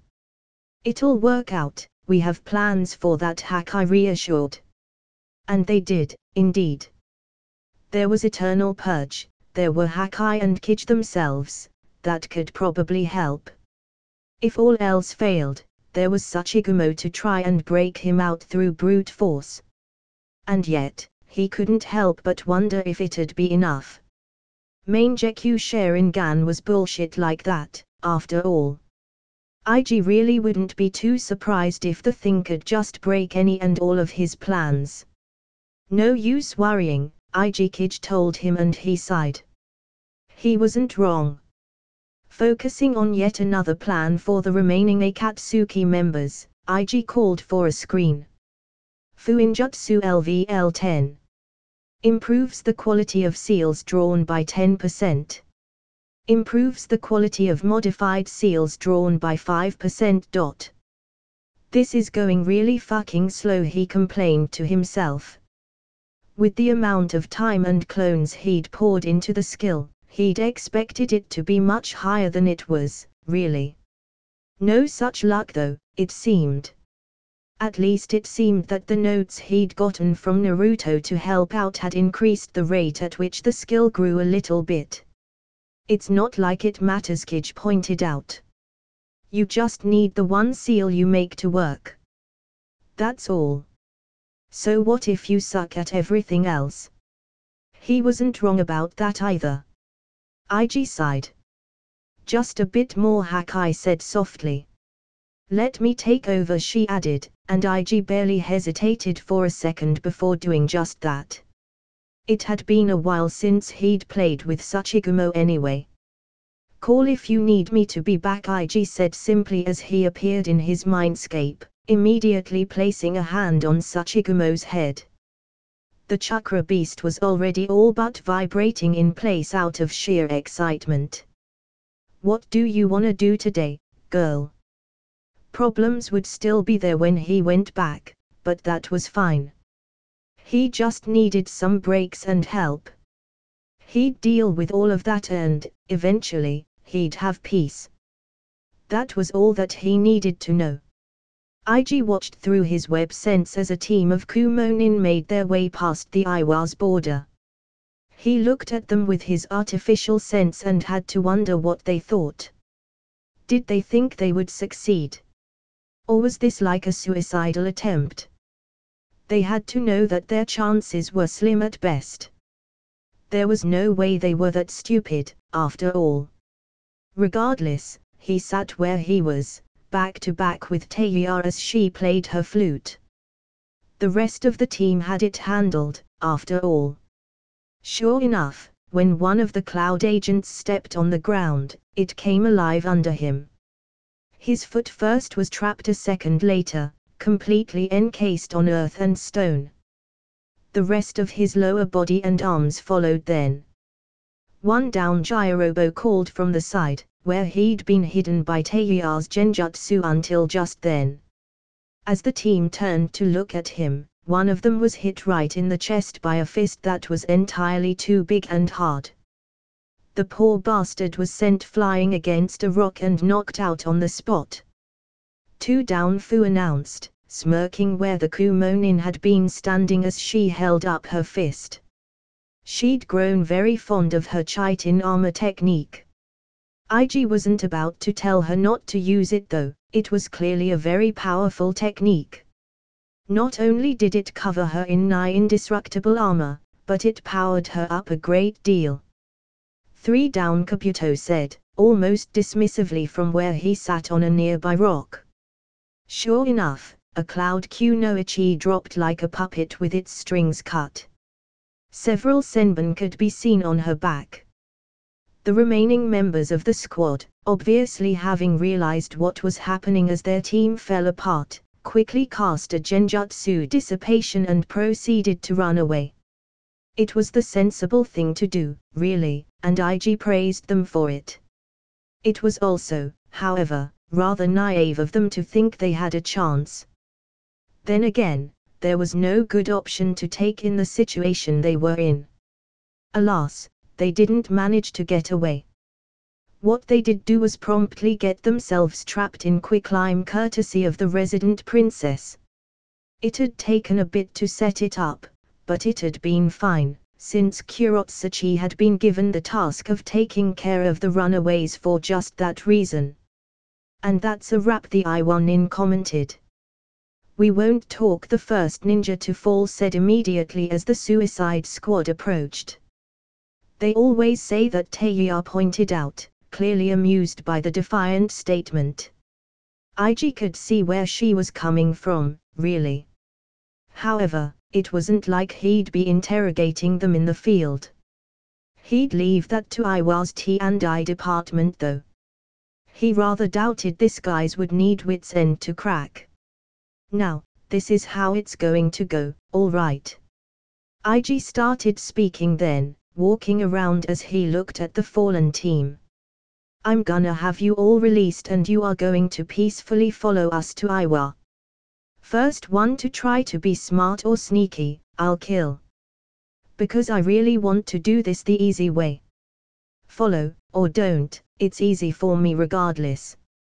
If you think that we Ryota, a woman from the people that Kurotsuchi trapped, called, with a voice that made IG think she was the leader of the squad.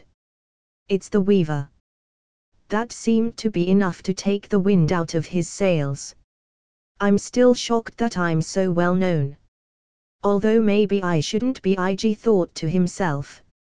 Inside his mind, Kij chuckled and Hakai giggled. That was fair. It was just that he had a hard time acknowledging that he wasn't just the talented ninja that had graduated from the academy. He was much more now, but his mind seemed to have a hard time accepting that fact.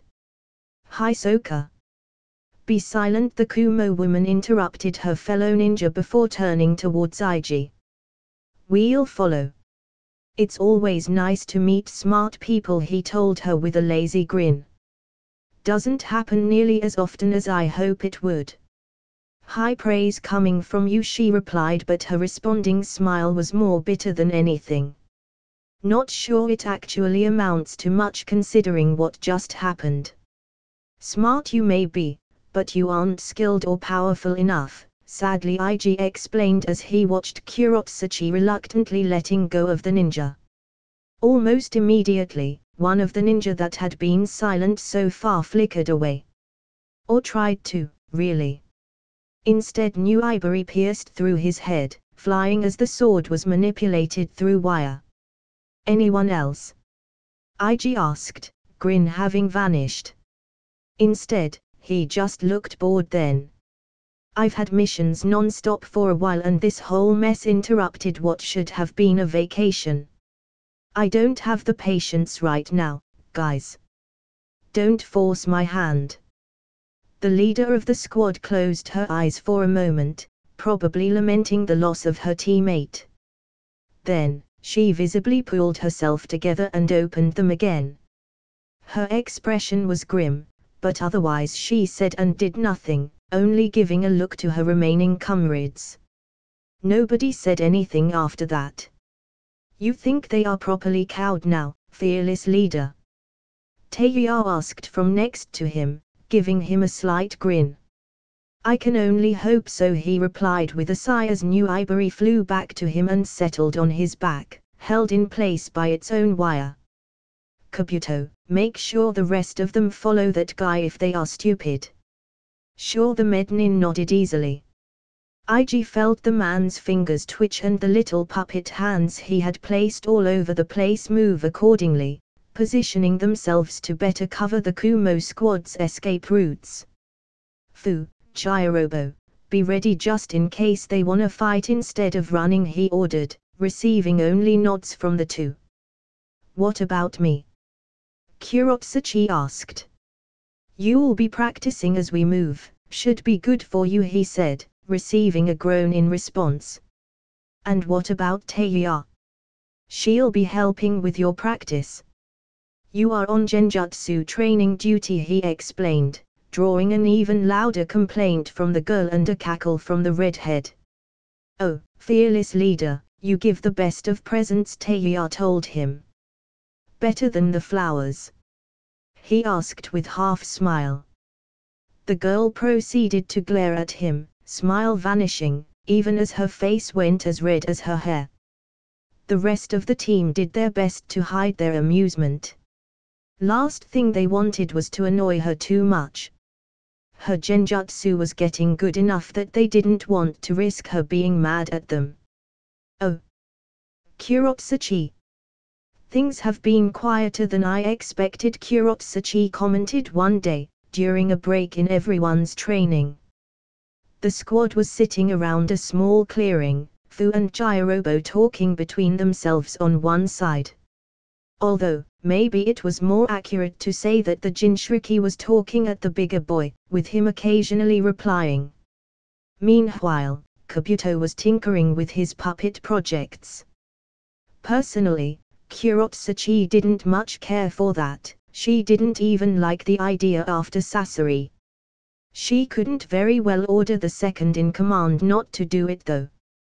Why IG had chosen him as his second-in-command was beyond her, but then again, none of the other members were very good options for the spot. Fu was new, so she was out almost immediately. That only left Jirobo and Teiya. The boy was entirely too quiet to be a leader. And the girl? Well, Kurotsuchi didn't even know why IG had decided to date her, if she were honest. The I1 ninja size moved to the side, where the pair was sitting back to back. The redhead was, as usual, playing her flute while the leader of the squad idly drew on a notebook on his lap. It made for a peaceful sight, really, as did the rest of the clearing. Kurotsuchi could almost forget that they were guarding the border of her nation and expecting ninja from Kumo to try to invade again. How they managed to be so calm, she could barely understand. They were ridiculously strong though, and IG could keep an eye on things literally all the time with his clones and summons. It was honestly a little humbling. Not that she'd needed that, they'd left it clear, especially IG, that she was far from being in their league. She was getting closer to the team members though, if not their leader. Don't jinx us, princess, or I swear to God you'll regret it, the team leader told her, not even looking up from whatever picture he was drawing. I honestly expected this to be a lot messier, so I'll take this vacation if you don't mind. It's just a shame that there's not a city nearby, or even a town. To go on dates? Kurotsuchi asked, raising an eyebrow at the pair. A slight smirk formed on her face as Teiya messed up a note, twitching at her words. Ah, revenge was truly a very sweet thing. Yeah, IG replied with a nod, not even bothered by her words. That didn't really matter though, she was fine just bothering Teiya. She was the one that was the most annoying, after all. I've been doing a little scouting though, I might have found some nice places to visit. Fearless leader Teiya grumbled, not even using genjutsu to talk as she stopped playing for a moment. We've talked about this. Oh, I guess they could be date places too, IG said, looking up for a moment. I meant as a team. You know, everyone could use some relaxation, I think. Well, I wouldn't say no to sightseeing, a little Fu pipped from where she sat, beaming at all of them as if she were the happiest person in the world. Kurotsuchi had learned that was her default look pretty quick. Do you think we can race a bit? Sure we can, IG readily agreed with a slight smile. With a hand sign, he popped a clone into existence before it immediately disappeared. I'll have some clones look for somewhere we can go free run. You are the best, IG. I sure am. Kuropsachi looked towards Teiya, not because she thought the interaction should be worrying though. If anything, they looked more like brother and sister than any other thing at that moment. However, she was curious about how the girl took that. She seemed like the kind of girl that would get angry easily, especially with something like that. "What are you looking at, princess?" the redhead asked, narrowing her eyes at Kuropsachi. "It's just strange, whenever you stop playing," she replied, lying smoothly. "She's probably wondering if you will get all jealous because of that interaction with Fuiji," explained with no hesitation whatsoever. That drew a snort from Teiya, before the girl gave Kuropsachi an amused expression. "Ha!" She barked a laugh then, in the end not quite managing to keep it down. "Fearless leader is too nice to do anything, honestly. And Skitter is too nice and shy to try anything either. I think I'm safe on that front," Teiya told her. At her words, Ig rolled his eyes while Fu looked away, her face beet red. The Jinchuriki seemed to want to protest those claims though, but there was no way of knowing what exactly she wanted to deny, really. Kuropsachi wasn't paying much attention to that either way. Instead, she focused on the look Teiya was giving her, with a sharp smirk. Almost like she was challenging her. "Teiya," Ig called then, without even elaborating afterwards, eyes back on his notebook once more. "Oh, shut up, fearless leader," the redhead grumbled. "I didn't even do anything." "Sure you didn't." "Oh." Ig Sata. "Everything all right over there, Jirobo?" Ig called from where he stood, unscrolling the message he'd just taken from a messenger bird that had promptly flown away. Although, the speed at which it did might have been because of the glaring Shirakumo on his shoulder. "Just fine," the boy groaned, sighing resignedly as he saw the very amused expression on Teiya's face. "Something we should know?"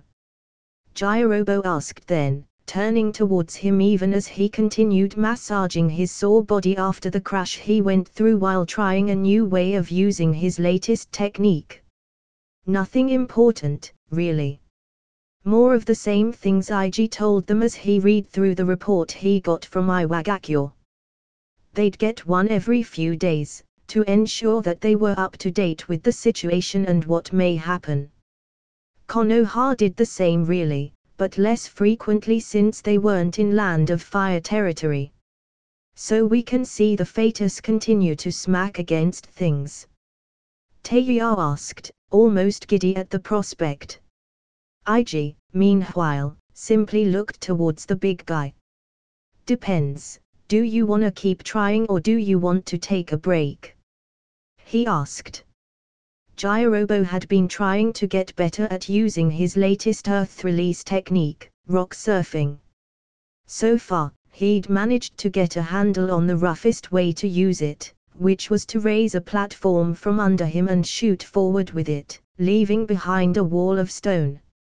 However, there was a more skill-demanding way to use the jutsu, which was to make a smaller surface to stand on and move around without leaving such an obvious trail behind.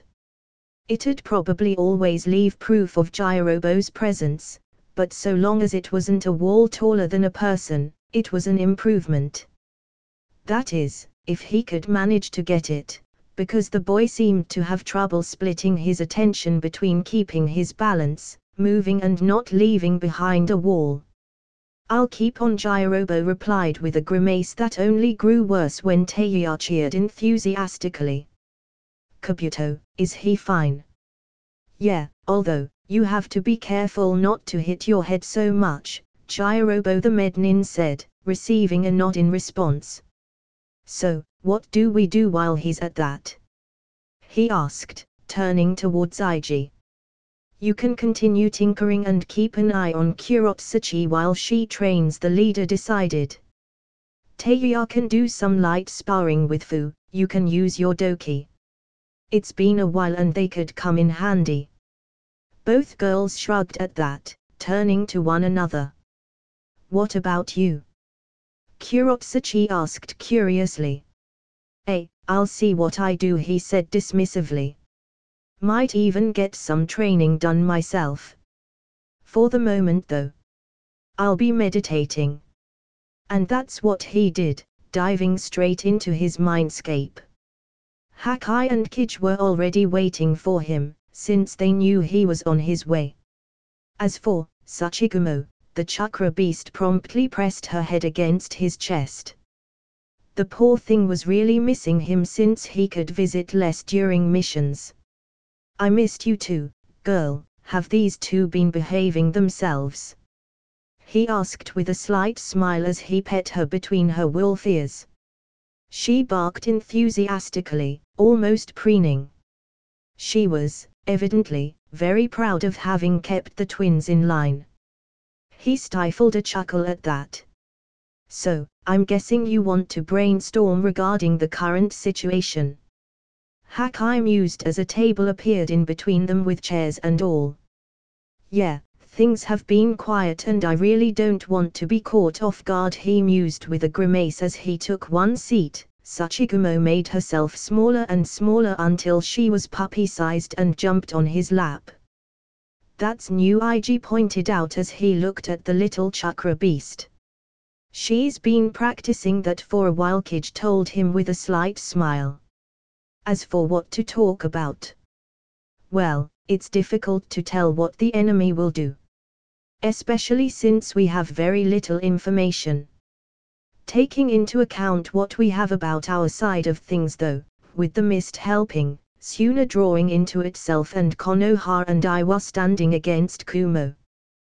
We believe the mist could be a target for Akatsuki. They've been weakened quite a bit. And while they have a strong home advantage, Akatsuki still has Kai's aim, which basically negates that Hakai took over then. Suna should be relatively fine, with both Gaara and Naruto. They are stronger than one would think, definitely stronger than your knowledge says they should be from what we know. On top of that, Hiruzen has to have that extra covered. He knows what'll happen otherwise. Meaning that IG would go ballistic. Everyone knew that, even the boy himself. Kumo itself has become a target due to their own actions. Having everyone against them has made it so that Akatsuki could attack them and they'd basically have an ally on everyone else, Kij mused, tapping on the table with his fingers. That's really not good. Having Killer Bee active is a great boon for us. He's the strongest Jinchuriki around, so him being taken out of the board would be disastrous. We can only hope that Kumo will be able to keep him out of Akatsuki's hands, Ig mused with a grim smile that turned amused when Sachigumo nipped at his fingers to get his attention back. As he started petting her again, he continued talking. Yujito should be relatively safe in Konoha, no way Hiruzen's leaving that undefended. Onaki himself is guarding Han. And we have Fu with us. Again, the weakest is the Mist Witch. Is troublesome, Hakai said, sighing tiredly. The fact that Kagura isn't dead here is a problem. Especially because he's the only Jinchuriki the Mist has left. On top of that, nobody can really work with him in case of an attack. We still don't know how much of the bloody mist was Obito's doing and how much was himself. Hiruzen and everyone else has to know this too, and we are far away from there, Ig mused, looking up at the sky of his mindscape. We have to focus on what's close. Keep Fu out of trouble and be ready in case we have to help Onaki. True enough, Kij agreed with a shrug. And keeping Kumo out of Iwa, since that's the main mission right now.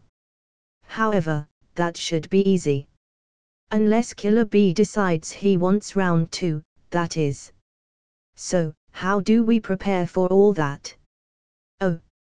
Quicklime pooled under him in a small wave and Ig had to jump to avoid being stuck in it. It was a great tactic, really, to make much of the surface around a no-no for him. Unfortunately for Kurotsuchi, she had teammates, which meant she couldn't very well cover as much ground as she would have. That was her undoing, really, which was precisely why he'd been trying to help her train to fight better with groups. It was a work in progress though. As it was, Iji's wires shot towards Jirobo and wrapped around him. It wasn't enough to restrict the bigger boy, but it was certainly enough for the team leader to pull himself away from the quicklime. Now I can continue fighting, he thought with a smirk. Fuck, Kabuto cursed as he narrowly avoided New Iberi flying by from behind him while his eyes had been on Iji. The leader, meanwhile, swung himself towards Fu, who received both of his feet right on the abdomen before she could react. Poor girl was sent flying against a nearby rock. Surprisingly, or perhaps not so much, she recovered instantly, rushing towards him with her chitin armor ready. Teiya was evidently making sure she was in top condition even after being hit. Since she couldn't use genjutsu on him due to Eternal Purge, she had to make do with helping her teammates instead.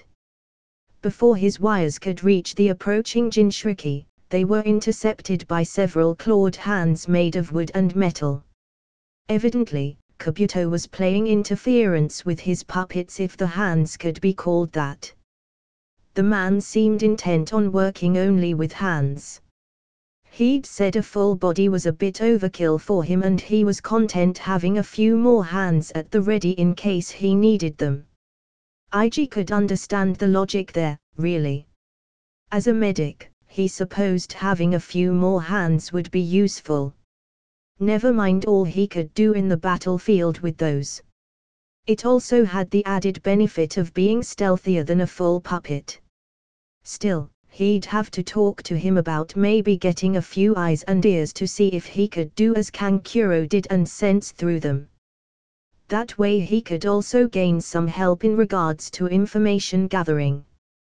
That was something for the future though. At the moment, Iji was in the middle of a spa. Dodging Fu, he proceeded to trade blows with her, carefully moving most of his wires to keep Jirobo contained. As for Kurotsuchi, he made sure to put Fu in between the princess and himself. That way, she wouldn't be able to do much and would have to use her head in order to be useful. Kabuto, for his part, was too preoccupied trying to contain his remaining threads so that he couldn't inconvenience Fu. Now he just needed to stop, he called, and everyone froze where they were. Silence replaced the music and noise as Iji closed his eyes. One of his clones had just popped, and while that wasn't precisely concerning, this one had sent a distress signal of sorts. He reviewed the memories instantly. The clone had been just there, sitting with its eyes closed as it used senjutsu to sense its surroundings. There were spider summons that he could sense, but most of them were outside of his range, acting as a net of sorts before they could reach its range or any of the other clones. It was then, however, that one such spider came back inside, and it wasn't alone. The clone opened his eyes, sending another spider to communicate with the rest of the clones that it was going to break formation for a bit. Then it flickered towards the spider, and what he soon found out was a Kumo-nin. The man looked half panicked, and while that wasn't precisely surprising, the fact that he seemed more afraid of something behind him than he seemed to be about the spiders or the clone itself was telling. "Bisama sent me," the man had said instantly once he noticed the clone. "And what did he send you for?" it asked then, eyeing the Kumo-nin suspiciously.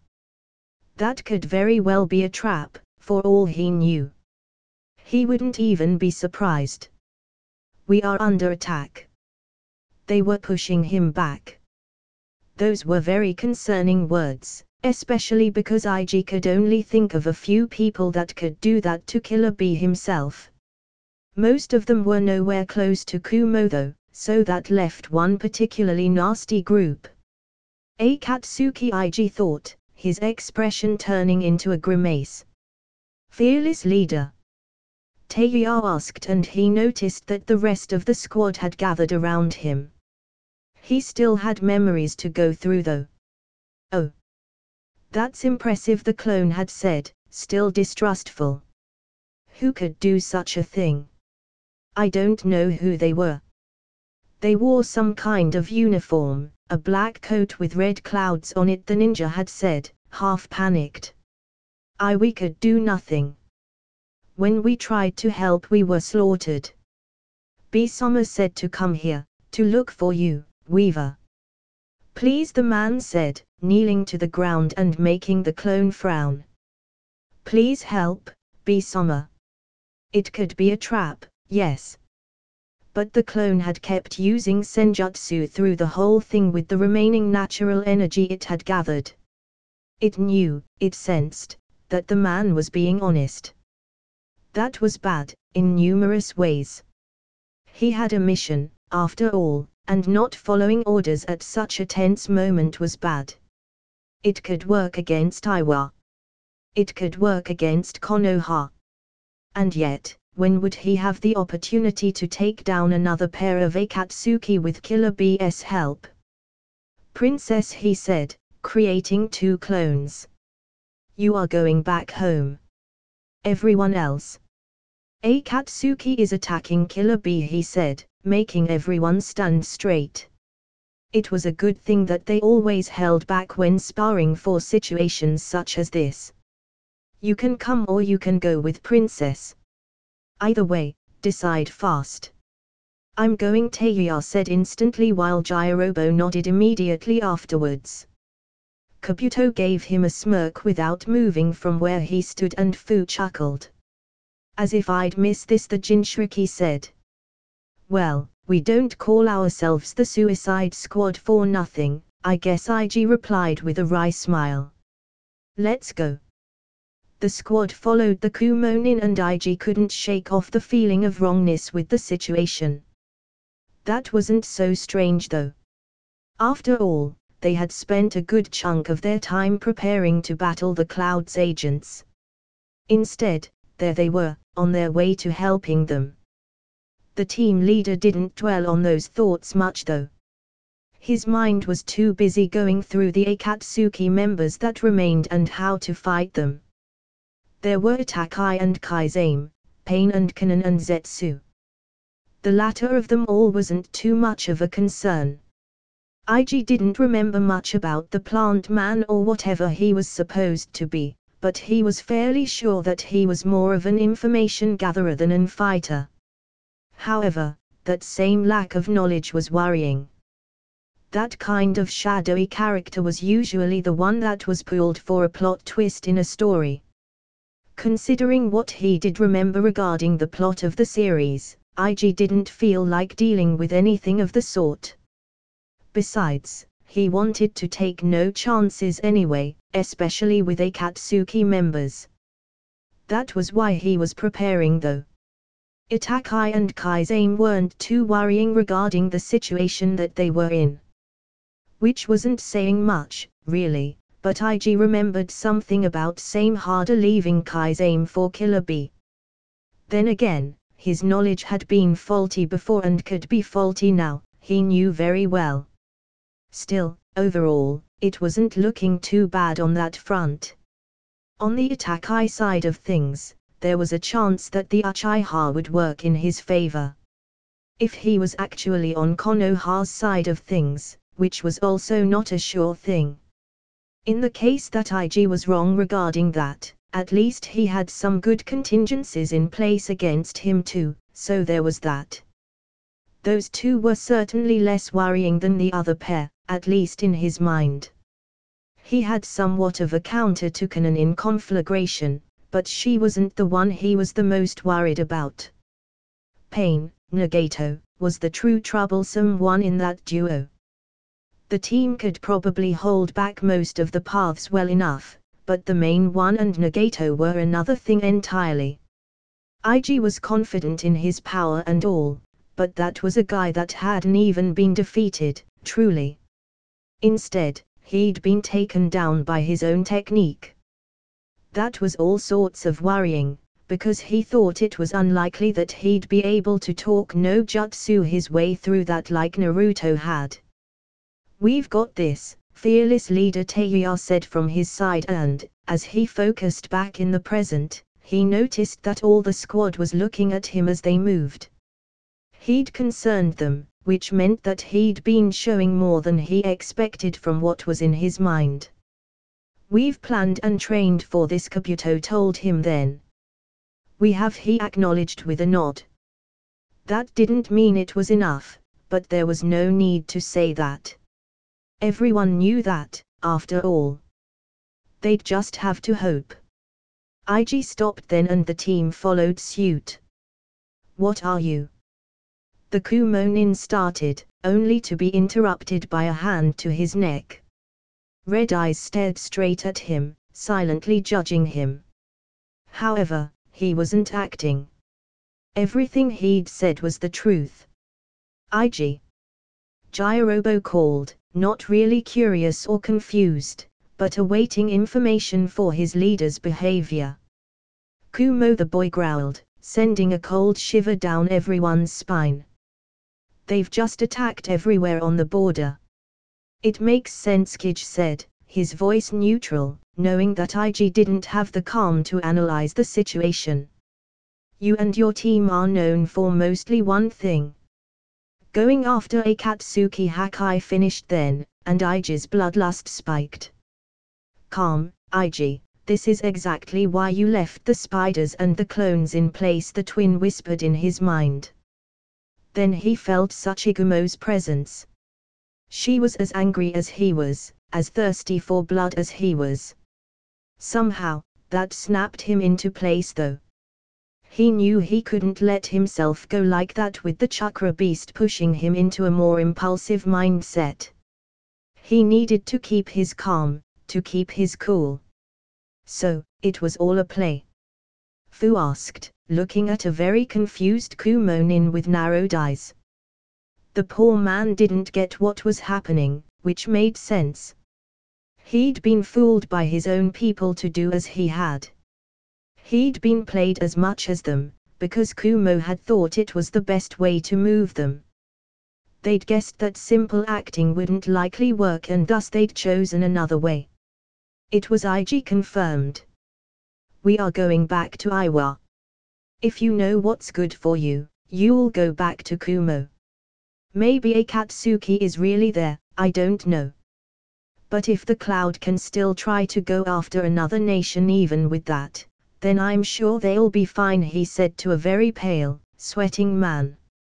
"Now, go," he growled, and the ninja instantly flickered away, even if the man was still probably very confused.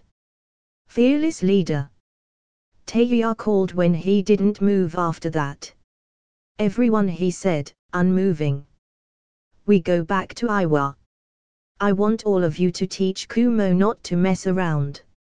I'm angry, very much so, and I don't appreciate being considered a fool. I've been slaving around trying to keep Akatsuki in check. If they think that's a joke, I want to make a joke out of them." The team took that in, ideas forming in their heads. It seemed they had a new mission, yet again. This time, it was more straightforward. No politics, no simple guarding. The order was simple. Cut loose. I want Kumo to learn to fear us. And then, they all started on their way back to the land of Earth. Oh! Jirobo. He was grateful for several things, he reckoned. One of them was in the fact that his new orders didn't involve any sort of stealth, really. That allowed him to use rock surfing to his heart's content without having to worry about keeping the wall of stone behind him unnoticeable or anything of the sort. On the contrary, he'd made it very obvious, actually, throwing the thing right in front of where IG had told him the Kumo forces were moving. A little spider sat on Jirobo's shoulder at the moment, whispering to him the intel that her kind and his leader's clones gathered for him to know. He knew she'd pop off back to her realm later, eventually replaced by someone else that would have been informed of more up-to-date information. He wasn't too concerned with that though. Instead, Jirobo stood on top of his wall, overlooking the space in front of him. Soon, he found himself confronted with squads of Kumo nin. There were Jounin in there, he knew. He was also aware that he could have battled one of them easily enough. However, the numbers that he was faced with would have been concerning. Would have being the operative words there.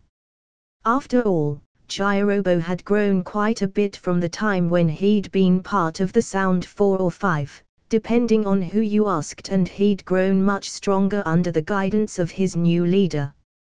He'd gotten more techniques under his arm. He'd gotten better at keeping his mind even under the cursed mark's effects. He'd grown stronger. The odds weren't against him, even though they should have been. It was a thrilling realization, really. Jirobo liked to think that he was a calm person. Someone that wasn't easily excited, or angered, or anything of the sort. He was also aware that he was likely a simple-minded individual. At that moment though, he guessed he could understand some of what went through people's minds when they looked forward to a battle. Granite shield formed around him, boosting his power and resistance quite a bit. The mark burned as it flooded him with energy. Cut loose, IG had said, and cut loose he would. It was the least he could do, to repay the kindness that had been offered to them. Jirobo knew, after all, that nobody else would have so much as looked at them, let alone give them a chance. Anyone else would have thrown them straight into a prison or just killed them, to be honest, and gotten rid of the key. IG had chosen them though. There were no delusions that it had been because they were dispensable.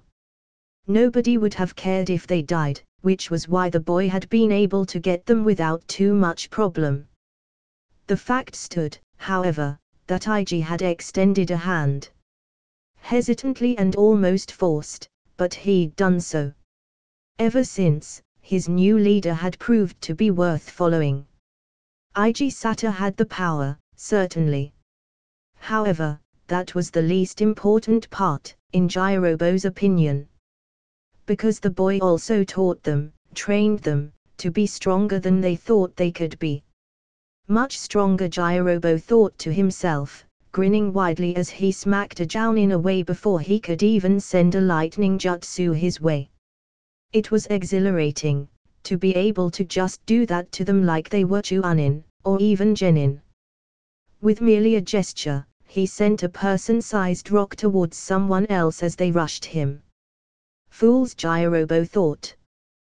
They don't know who they are facing. He rather doubted that it would remain the same after that day. He rather doubted anyone would try to make a fool out of his leader after what would befall Kumo. And really, they only had themselves to blame. IG's work wasn't in Konoha's favor. It wasn't even in their allies' favor either. It was for everyone. Even Kumo itself benefited from his work, since they'd had 2 Jinchurikis of their own.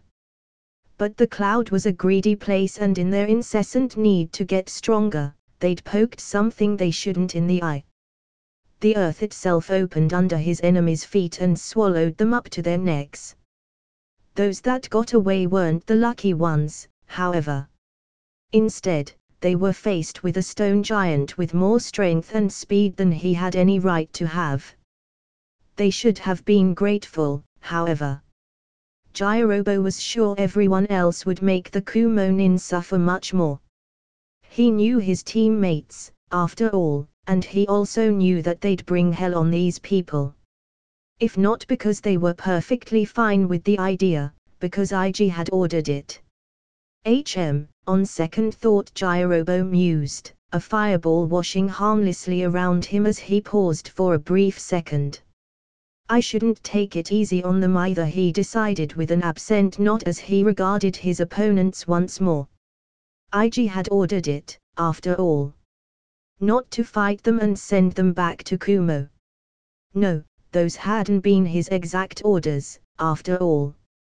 I want Kumo to learn to fear us, was what the boy had said. And that's exactly what the squad would do. Sorry, Jirobo said in his mind, even if he wasn't actually all that apologetic. But you brought this on yourselves, he added as he changed his approach. Rock projectiles stopped being blunt and became spiked, edged. The fists of his granite shield armor grew heavier and the knuckles pointier. His movements grew less measured and more wild.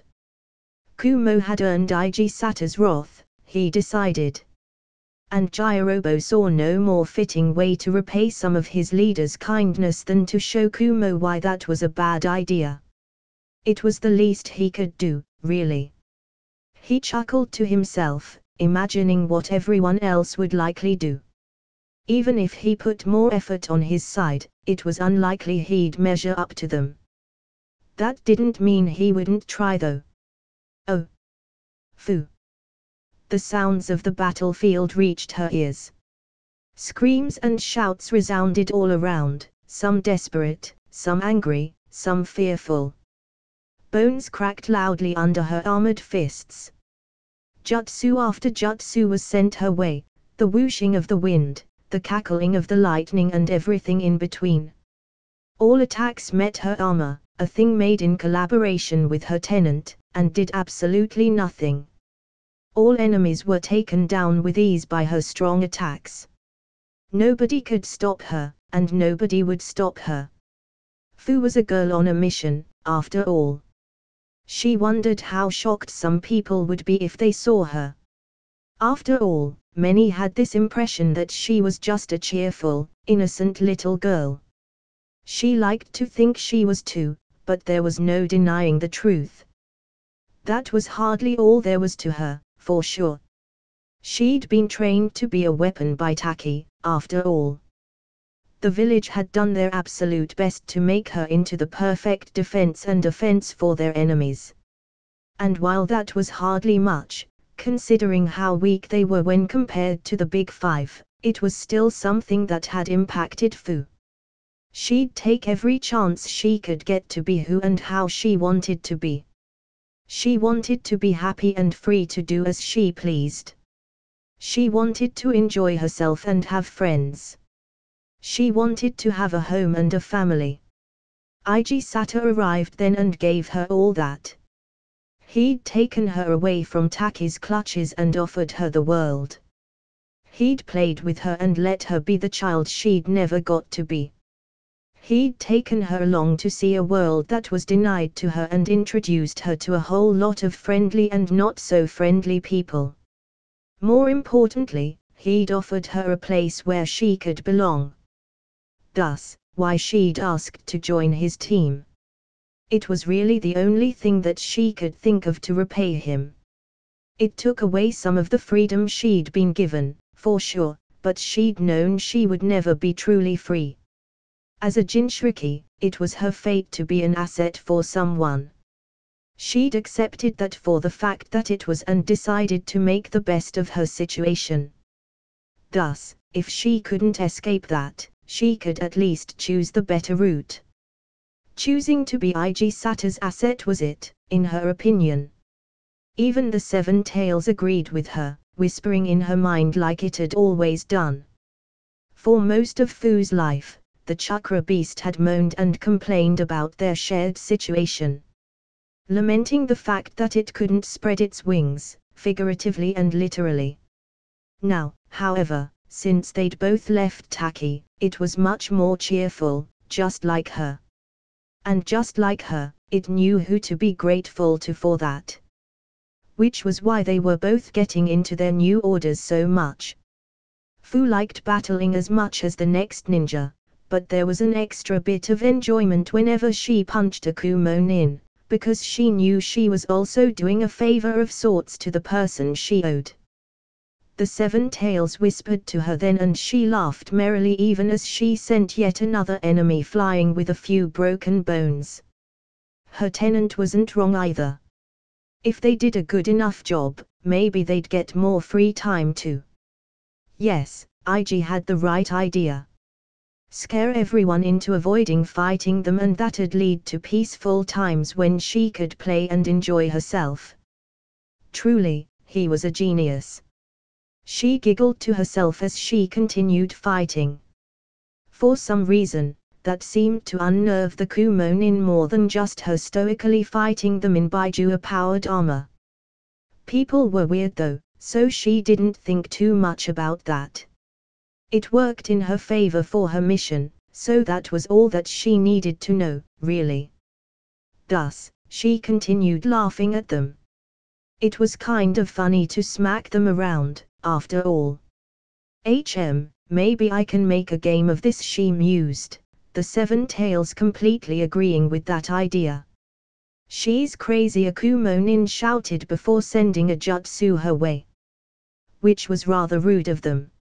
In Fu's honest opinion, they were the crazy ones for trying to fool Ig. Even if they had gotten away with it for a little bit, they had to have known it wasn't a good idea, right? Fu herself was on Ig's good side and she knew not to annoy him too much. What was left for people that Ig didn't care about? Truly, they were the insane ones. Focusing back in the present, Fu cheered happily as the ninja she'd punched flew and hit another. Wonder if I can hit more than one. Maybe make them bounce between several ninja. She thought to herself. Yeah, that sounded like a good enough game to play. She could afford to be a little careless though, as long as she kept smacking them around. This was proved when a spider appeared nearby and told her where some people were leaking through for her to go take care of it. That was the nice thing of being in a team. The others would take care of the boring parts Fu didn't like doing for her. Maybe we can come up with other games too, in the meantime. She thought idly, because smacking Kumonin into one another was all well and good, but surely there could be other ways to have fun on the battlefield. Fu was sure between her and the Seven Tails they could think up something. Maybe she could ask Ig to brainstorm some games for the future too. Oh! Kabuto Yakushi. Something had to be going on there. The Kumo forces were entirely too easy to dispatch, after all. Surely their Jounin were better than what the squad was facing, right? Was it all yet another scheme? Was there something going on somewhere that they should be aware of? Kabuto was doing his best to try and find something going on. The lie that had gotten them away for a little bit had been good. That plan had been solid, if not for Ig's ridiculous amount of chakra to make clones and summon spiders. That had played against the Cloud, since it had allowed him the chance to keep an eye on Iwa even as they moved to help Kumo with the fake Teikatsuki attack. It had been good because they'd gotten a guy that could tell the lie believing it was the truth. This, however, was something else entirely. Furthermore, Kabuto was reluctant to think that even the Cloud would just send all the forces they had to just be a distraction. Those were a lot of resources being thrown away. Thus, he concluded that the squad was just ridiculously strong. Not a groundbreaking realization, to be sure, but it still managed to be surprising. Kabuto guessed that it was because Ig had skewed their perception of strength, since he was the only one they fought against except for themselves. So, their capabilities had grown steadily through their time under his lead and they hadn't even realized how much, evidently. Interesting, he mused, his puppet hands floating around and shooting poisoned senbon to every opponent that he could find. He considered this new information for a moment before deciding it was best to focus on his current situation and mission. This isn't going to cut it, I think, Kabuto thought to himself as he looked around. Poisoned needles were as good a method as any to take down his opponents, but that wouldn't really get what he needed to do. After all, his orders hadn't been to just take the Kumonin out. No, they had been to scare them. Thus, Kabuto found himself wrapping an enemy's throat with his fingers. Some say that the most dangerous type of foe is a doctor, because they know your body better than you do. A medic knows what and how to target your body so as to best take you out. And they aren't wrong. Kabuto decided then to show Kumo why it was a bad idea to anger his leader, the person that had helped him become a real person. The Kumo nin in his grasp writhed and screamed as he activated his techniques and proceeded to mold the ninja's body to work against him. He'd cripple everyone that he came across, he'd turn their own selves into their biggest enemies. Many of them would never be able to be ninja again unless he wanted them to. The ex-spy would show them the true horror that doctors could inflict upon them. It was the least he could do, really. He himself was rather stressed with so much danger on the horizon and so many dangerous foes in their future. Having their lives made more difficult by idiotic nations that couldn't remain in peace for the shortest of times while dealing with bigger threats wasn't something he enjoyed, for sure. So, even without taking into account that they'd angered Ig, Kabuto found himself rather annoyed with the cloud. It was just a convenient turn of events that his leader had ordered them to go all out against the Kumo forces. Really, they had only themselves to blame. It wasn't only Ig that was stressed with their job and such, even if he was the one most affected. Thus, Kabuto felt no guilt taking out said frustrations on them. I should check on everyone though, Kabuto considered, holding down his 20th enemy as he shifted their muscle and bones. Make sure they don't let loose too much. We are in the land of Earth, after all. Gotta make sure we don't end up making more enemies. He didn't think it was likely to happen, what with Iwa having asked for their help and all. But then again, there were people in the squad that he wouldn't be too surprised if they did something stupid. Not because they were stupid but because they could easily let things get out of hand, either by over-enthusiasm or by sheer annoyance at their enemies. So, coordinating with Ig, Kabuto moved around the border, checking on the others. Fu seemed to be mixing up fighting with playing games as she happily hopped around the battlefield. Jirobo was, as expected, perfectly fine on his own. If anything, the Earth release user was being too controlled about things, considering their orders. On Taeya's side of things, she had turned her side of things into a chaotic mess. The Kumo nin were attacking each other, either thinking the others were enemies, or because they didn't see their allies or for a myriad of other reasons. Kabuto was honestly a little curious of all the illusions that she was making up around the enemy forces, but he also valued what little sanity he still had. As for Ig, well, while everyone else was just doing as they were told, or having fun, he was truly unleashing all his annoyance on anyone that happened to be unlucky enough to find themselves in his path. Lightning and fire rained from above and it was all that the Kumo nin could do to try and run away. Unsuccessfully so, of course, but there was nothing else they could do. There wasn't even a semblance of trying to fight back like with everyone else. Mr. Yakushi. A spider called, landing on Kabuto's shoulder. When he turned, it spoke again. Ig says that you are last place on the score. Score? He asked, confused. Yes, sir, the arachnid replied. Ig has us spiders keeping track of how many ninja everyone in the squad takes out. I believe it was Miss Fu's idea. Of course, he replied with a wry smile. Why was he even surprised? That's it, guy, for now. Hope you like the video. Like, share and subscribe the channel. Thanks for watching.